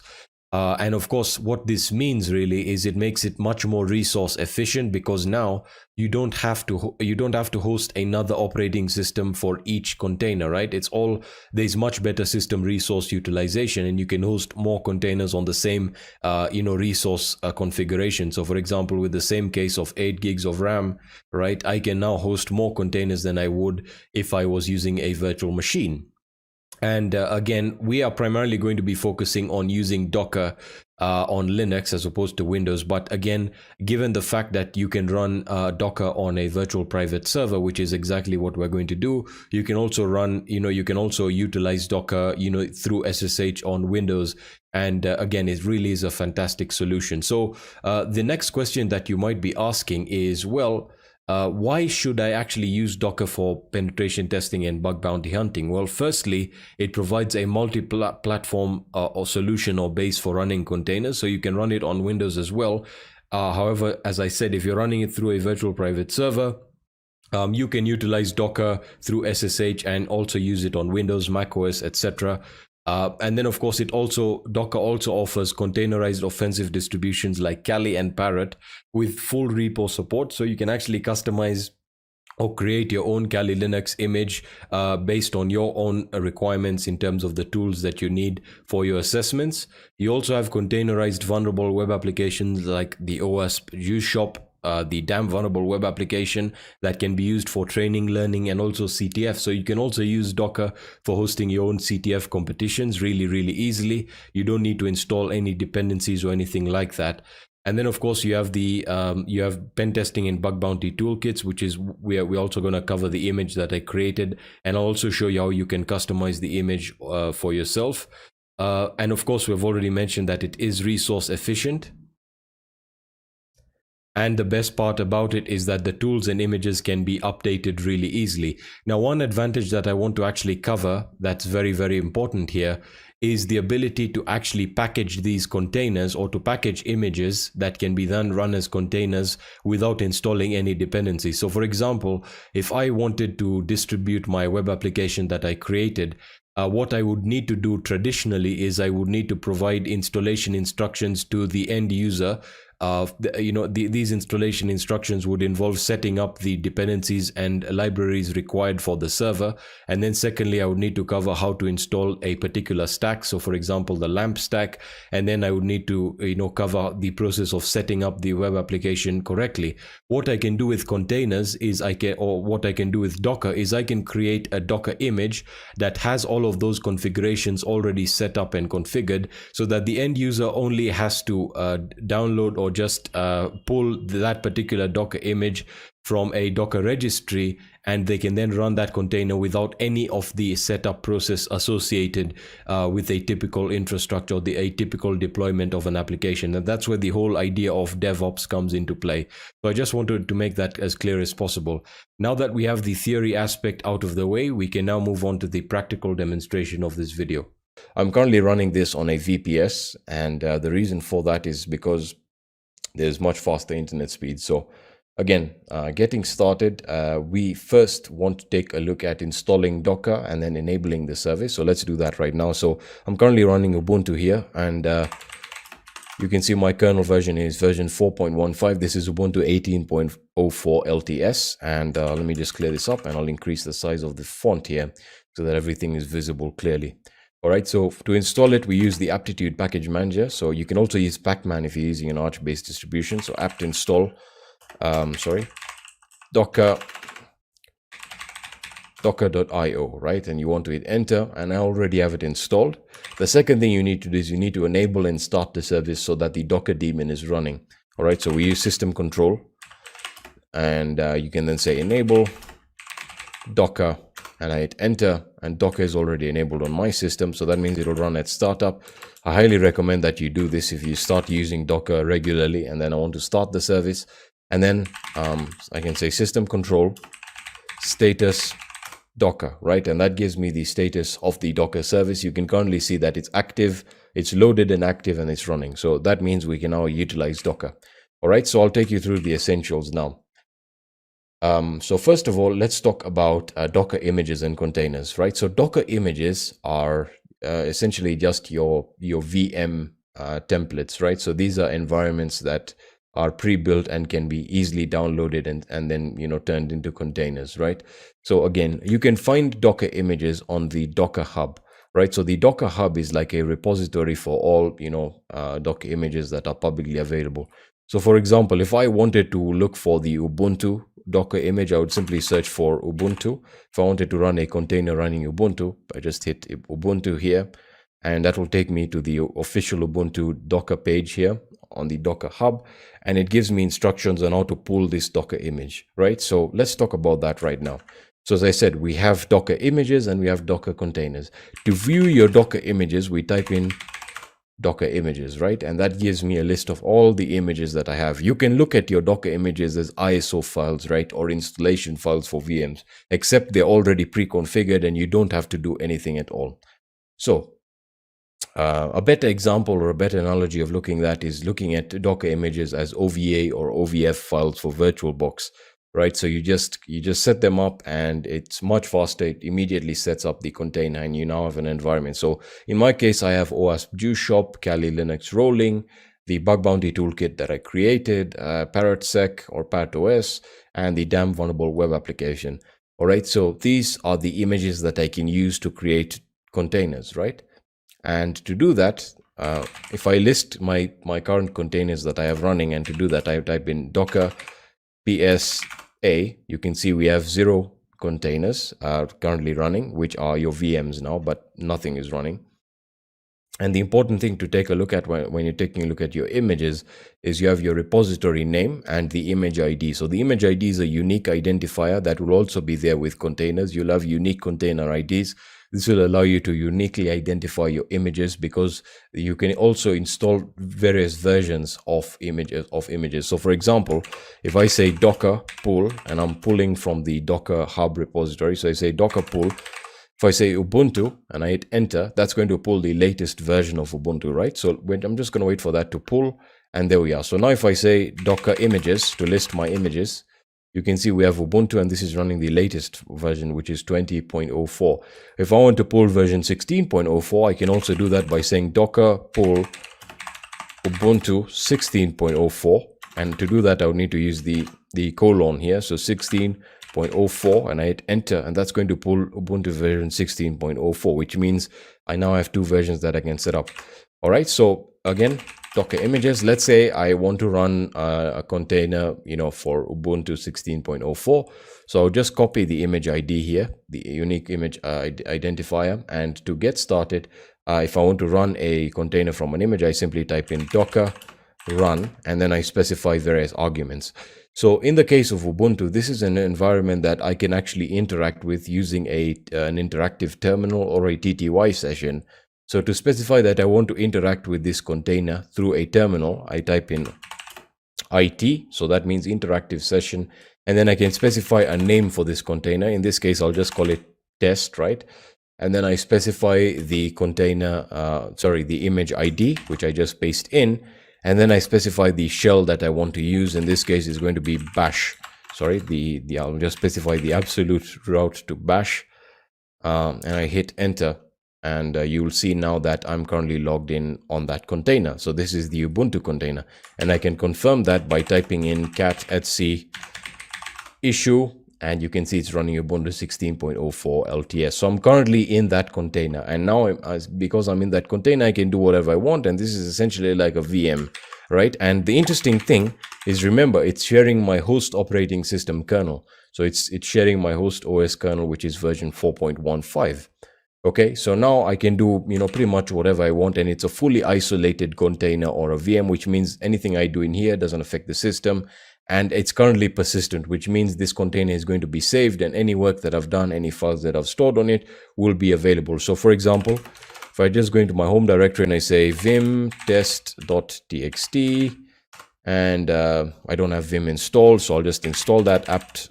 So I'll say apt update and apt upgrade. Let me just upgrade my packages as well. Sorry. Let me just correct that command here. There we are, and then I'll install vim in a second here, and we'll just create a file with a bit of content. So there we are, just run an upgrade here. That's going to upgrade any of the packages. There we are, and now I can say apt install vim,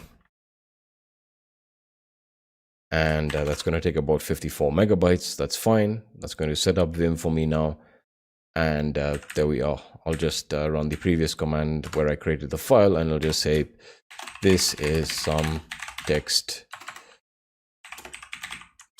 data, and I'll save that. And now when I want to exit from a container, I hit exit, right? And that's going to take me back to my host operating system. So now that we've talked about images, now we have our containers, and to list our containers, we say docker psa, and you can now see, if I reduce my font size, the container is listed here, and remember, we gave it a name, and the name is also specified.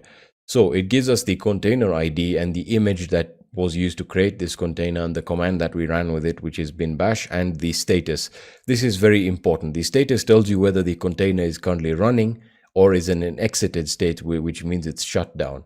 In our case, you can see it's telling us that the container is in an exited state, which means it's currently not running. And again, if we want to start up the container again, we say docker. Now we specify the container option. So docker container start, and then we specify the name of the container, or you can specify the container ID. We hit enter. That's going to start it, right? But it's not going to take us into that container or log us into that container. However, if we hit docker psa, you can now see the status is telling us that it's up, right? And it gives you the history of how long it's been up. In this case, it's 9 seconds. If we hit it again, it's now 17 seconds, so on and so forth. So the container is currently running. And to attach ourselves to it, or to log in, or to actually get a terminal session, we need to say docker container attach. Sorry, that is attach here. And we specify the name of the container or the container ID. And that is going to log us in. There we are. So now, again, we can check the directory, the home directory where I created the test file. And there we are. You can now see we have the test.txt file that we created. So the changes have been persisted, right? And again, you can also create containers that you can use one time, and then after you're done, or once you exit from the container, it actually just deletes the container for you. And to do that, we use the docker rm command. So again, if I just want to delete this container, so I say docker remove or rm, and I say test, right? And that's going to exit. So now if I list my containers, you can now see we have no containers running. All right. Now that we have that done, we can actually start taking a look at various tools that we can set up now that we understand the basics of using it. So first of all, I want to start off with Kali, and you can find Kali on the Docker Hub. All you need to do is type in Kali, and you're typically looking for the rolling version, which has the latest repositories. Again, so to pull it, you just copy the docker pull command here. And since I already have it pulled, or because it's actually updated, so I'll just pull it one more time just to make sure that I have the latest image. Yeah, so I do have the latest image. So again, running it is very simple. It's very similar to Ubuntu. We simply say run. And now, because I want to delete the container once I'm done, I specify IT for an interactive terminal, and then I specify RM. That will ensure that the container is deleted once it's in an exited state, right? And then I specify the Kali Linux image, right? So let me just get the ID of the image, which is right over here. So that is the unique image ID. So docker run IT RM, and I will then want to specify a name here. So again, I'll just specify name, and we'll just say this is a test, and we'll specify the ID and bin bash, right? And I hit enter, and there we are. So now we are currently in the Kali box, and again, I can confirm this by saying cat etc issue. Apologies for that. There we are, cat etc issue, and we're currently running Kali Linux rolling edition. So now that we have access to the Kali repositories, this Kali image doesn't have any tools installed, so you need to configure it to your to what you would prefer. So again, I can say, you know, apt update, and then I can install all the tools that I want, for example. And this is the great thing about running Docker, is the images are lightweight, and you can set up only the tools that you're going to use. So apt install, let's say I wanted to install a few bug bounty tools. I can say I want nmap. Let's see, we can install FIES as well, DNS enum, and we have GoBuster. And this is the great thing of having the Kali repositories, is you can install all of these tools with one click. And if you run it on a VPS, the internet connection is extremely fast, and you can set all of these tools up relatively quickly. All right, so I'll wait for this to install. So it's installing quite a few tools, and you can see how easy it is for me to set up an instance with all the tools that I need. But this is still cumbersome because I need to install them. So again, if we type in GoBuster, that works. And maybe I wanted to install something like WordPress scan, and you can see it's extremely easy. I don't need to do any setup, install any dependencies. The repositories automatically do that for me.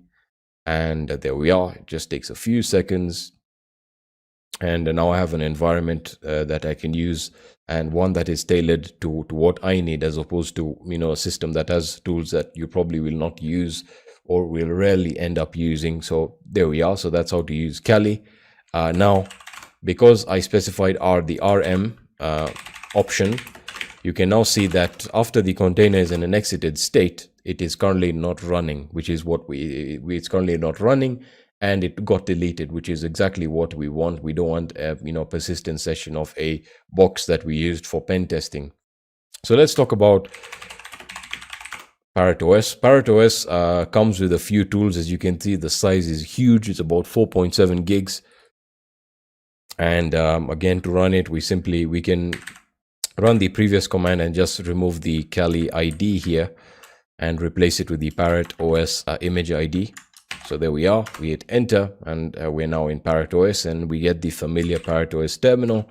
And we can now, because I think we have the tools installed, nmap is available. We have WordPress scan also set up. So we'll wait for that to load. And there we are. Joom scan. Do we have a GoBuster? Let's see if we have GoBuster. So we don't have GoBuster installed.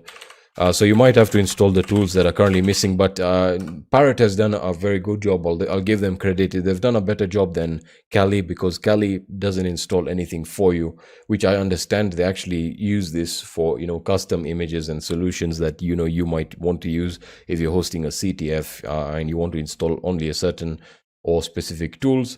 So again, ParrotOS is quite good. You have access to the Parrot repos. Let's see if we have GoBuster here. So apt, I'm not really sure whether the ParrotOS has the Parrot. Yeah, so you can see in the case of the Parrot of ParrotOS, I've actually updated my repositories here. Let me just update the Parrot repositories, because I think it does have GoBuster. There we are. Yes, so it does have GoBuster. So again, you can install the tools that are currently missing.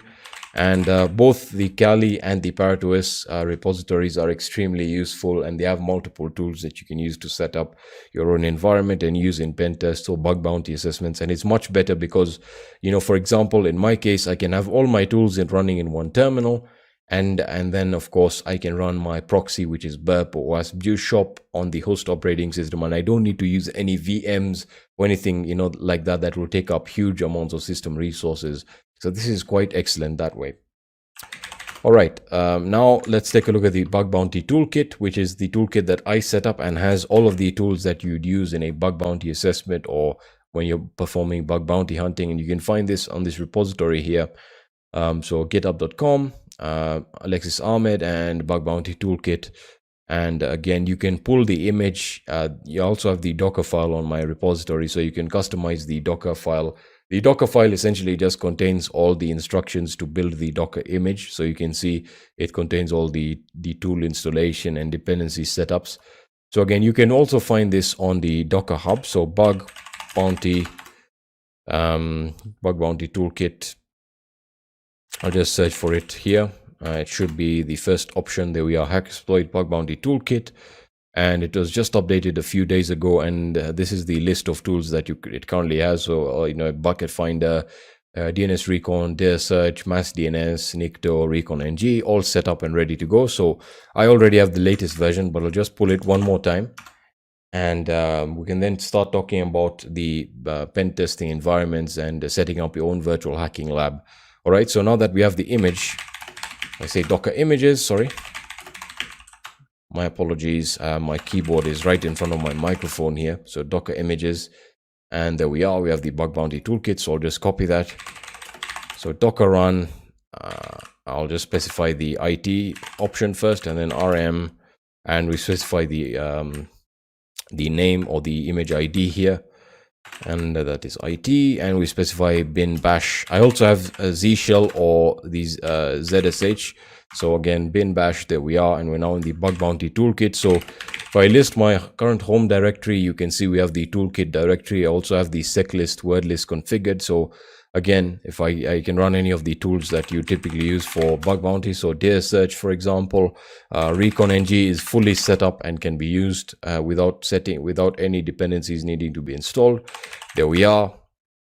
Also have nmap setup, Nikto, and all of the other tools that you can check out. So again, you can see there's no end to the environments that you can set up with the tools that you require. And there's multiple toolkits out there, for various things like Android pen testing, reverse engineering of Android applications. So all, tools like APK tool, so on and so forth. Right, so you can see we have plenty of environments that you can set up. Now, the real power of Docker comes from DevOps, right? Because this is where Docker is usually deployed the most. So, DevOps companies or companies that develop web applications, the problem that they usually had was when they sell these web applications to companies, they need to also send installation instructions and setup instructions. Most of you already know this. So, let's say I want to buy a web application for my business, and let's say it is a reservations booking system, and so what will happen is the developer will send me a whole list of instructions or installation instructions that need to be done before I can actually set that web app up. Stuff like installing PHP, MySQL, Apache, essentially setting up the LAMP stack and then installing all the dependencies, which is extremely cumbersome for customers or clients because it can become extremely difficult for them to set it up, and they often then have to get the developer to set it up for them, and this wastes the developer's time, and the developer then has to communicate with the clients, and this becomes a real mess. So Docker has really shined in the DevOps community because you can essentially build a Docker image once with all the dependencies that the application needs, and you can deploy it 1,000,000 times without having to set up a single thing. Now, a common example of this is, of course, vulnerable web applications, right? So, for example, OWASP Juice Shop, and you can find all the vulnerable web applications under OWASP.org, under Project Vulnerable Web Applications directory, and you have a list of all of them. So you have offline, the online version, so you have the OWASP NetGoat, CloudGoat, like you have tons of them that you can set up to learn bug bounty hunting, to also set up CTFs.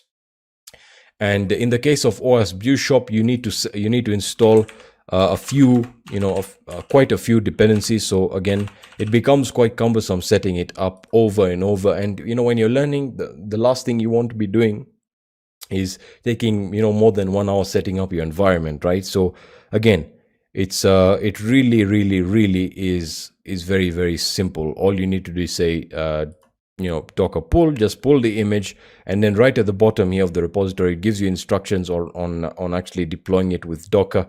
And in this case, we'll also be exposing this image to the internet through a particular port because it's running a web application.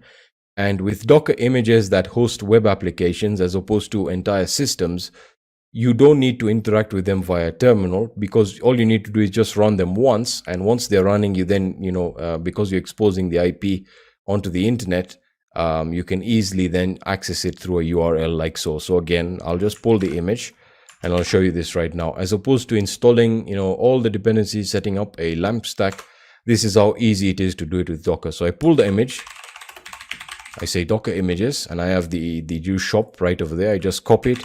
So I say Docker run, and then I specify RM. So I want to delete the container once I'm done, or once this is an exited state. And then I specify my port options, right? So the port options are quite simple to understand. The first port that you specify is your local port, so on what interface you're binding to on your host operating system. And then the second port is going to be the container port that you want to expose. In the case of OS Juice Shop, the recommended port is 3000 on both ends. So we say 3000, and we then specify the Docker ID, image ID, and hit enter. All right, so we'll wait for that. And it's going to say all dependencies are satisfied. So it gives us some output and tells us the server is now listening on port 3000. All right, so now to test this, what I'm going to do is I'm just going to get my server IP. And again, I can do that really simply. Let me just do that right now. All right, so I have my server IP address, and this is just a VPS, so that will not be available. Once I'm done with it, I'll just delete it after.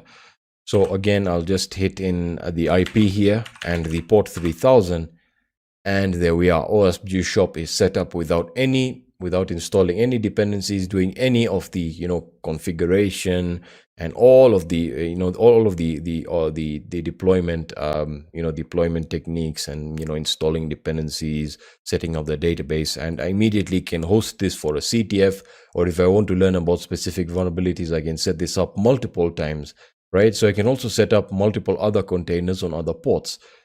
For example, if I go back to my terminal here, and let's say I close this, but before I do that, I want to run this in a detached state. So if I list my my current containers, you see I've exited from the container. So if I reload this, you'll see that this will not be active now. So let's say I also want to run the same image under the port 3000 on and I want to run it in a detached mode so that the container is left running, and I can also deploy other images. So I can say Docker run, specify in a detached mode, and that's going to run it. And now once it's set up, I should be able to access it. So we'll give it a few seconds to set up the environment, because it does need to set up various options in the background. So there we are. And OS Juice Shop is now running. And then I can also run my other images like Kali if I'm using the tools there. So I can say Docker run, and again I can then run the Kali image or ParrotOS, for example. So Docker run, and I can say IT RM, paste that in there, bin, and bash. And now I can run multiple containers at the same time. So you can see I'm currently running Parrot, and I'm also running OS Juice Shop. So it really is fantastic and much more efficient than running multiple VMs, right? So again, I can use this, and when I'm done, I just hit exit, and that container is not persistent, so it gets deleted immediately. I don't need to do anything else. And there we are. So again, the Docker OS Juice Shop container is running. So again, I can just get the container ID, and they say Docker container stop, paste in the ID, and I hit enter, and now that container has been deleted because I stopped it, and now OS Juice Shop is not running anymore. So it really is quite awesome. All right, that being said, let's take a look at one more other vulnerable environment here, Docker images, and how to set it up, which is the damn vulnerable web application, which really is fantastic. So I'll just search for it right over here, and I'll also show you a few other awesome things you can do with the Docker Hub before we conclude this presentation. So DVWA, right? And I just hit enter, and you have plenty of images that have been set up by many people. So again, if we click on this one right here, which is the one I use, you can see it gives you options as to how you can run it. You can also specify or change the MySQL password. So running it is very, very simple.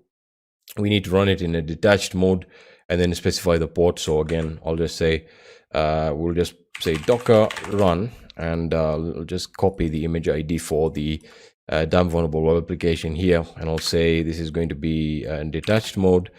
And I want to get rid of this container when I'm done, and then specify the port. So before I actually paste in the ID here, I'll just specify the port. So we're exposing port 80 and port 80 there. And we then specify the image ID and just confirm that that's the way to deploy it. And you can also, again, then, expose the MySQL database if you're going to be attacking that as well. So I'm going to hit enter, and that's going to run in the background. So docker PSA. You can see it's been up for 2 seconds and it's exposed on your server port right there. So again, if we just load this on port 80 now, just going to hit enter. We're going to give that a few seconds, and there we are. Damn vulnerable web application is already set up, and it's now asking us to create or reset the database. So I'm just going to say create here, and it's going to say the database was created, and we can now log in to the damn vulnerable web application. I'm just going to log in with the default credentials, and I believe they are admin and password. And immediately we have set up a vulnerable web application that we can use for lessons, for learning about vulnerabilities. So for example, command injection. Let's see, if I want to run a few commands here, I can say cat etc password, and you can see it's telling us we've entered the incorrect IP. So if we modify the security here, I just want to demonstrate that you can actually perform these, you can test these vulnerabilities with a high amount of security. So again, we can then say, run the following command cat etc password to display the password file, and there we are. So you can really use Docker in multiple ways for bug bounty hunting and pen testing. In this particular presentation, I've just gone over how to set it up, for how to set up your environment, your tools.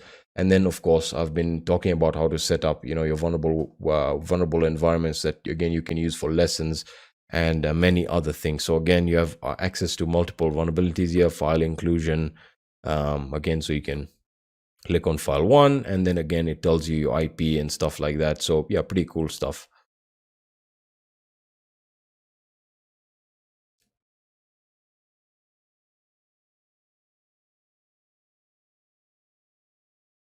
All right, so thank you very much for having me during this presentation. I really appreciate the welcome. And again, if you have any questions regarding this presentation, you can reach me on Twitter under Hackersploit, and that is you can reach me there and send me any of your messages. If you have any questions, again, you can reach me on my Twitter handle, which is Hackersploit. And thank you very much for watching this presentation, and yeah, have a great day.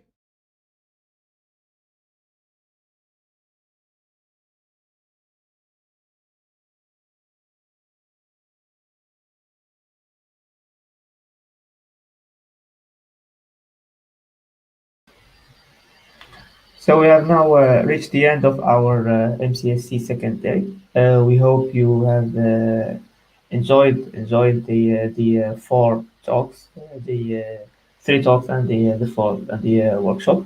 Unfortunately, we would really prefer if Mr. Alexis Ahmed really joined us in person, but he wanted to, and he couldn't make it due to some personal arrangements. So we really have. I really hope you have learned something new from this workshop. So as Ahmed said, you can reach him on Twitter and even LinkedIn to ask questions. The recording will be available on our YouTube channel, so you can check it out there. If you didn't manage to keep up with the workshop, so you can redo the lab. So one last thing to note is for the CTF competition, we will see you tonight at 9:15 for the CTF presentation, and we will present the type of the challenges and the regulations, etc. So before the start of the CTF competition. and the official start of the competition will be at 10 o'clock. So I guess ندير شوية. CTF لا كومبيتيسيون CTF غادي تكون إن شاء الله مع العشرة. المهم غير باش ندير ان بتي ريكاب. CTF غادي يكون كومبيتيسيون مع العشرة، غادي تسالي مع 8 الدراري اللي أنا دابا كنهضر بالدراري تعرف الدراري اللي مشاركين راه كاملين مغاربة. سو كيف قلت غادي تبدا مع العشرة، غادي تسالي مع 8 الصباح، دونك عندكم الليل كامل فيها واحد 10 السوايع.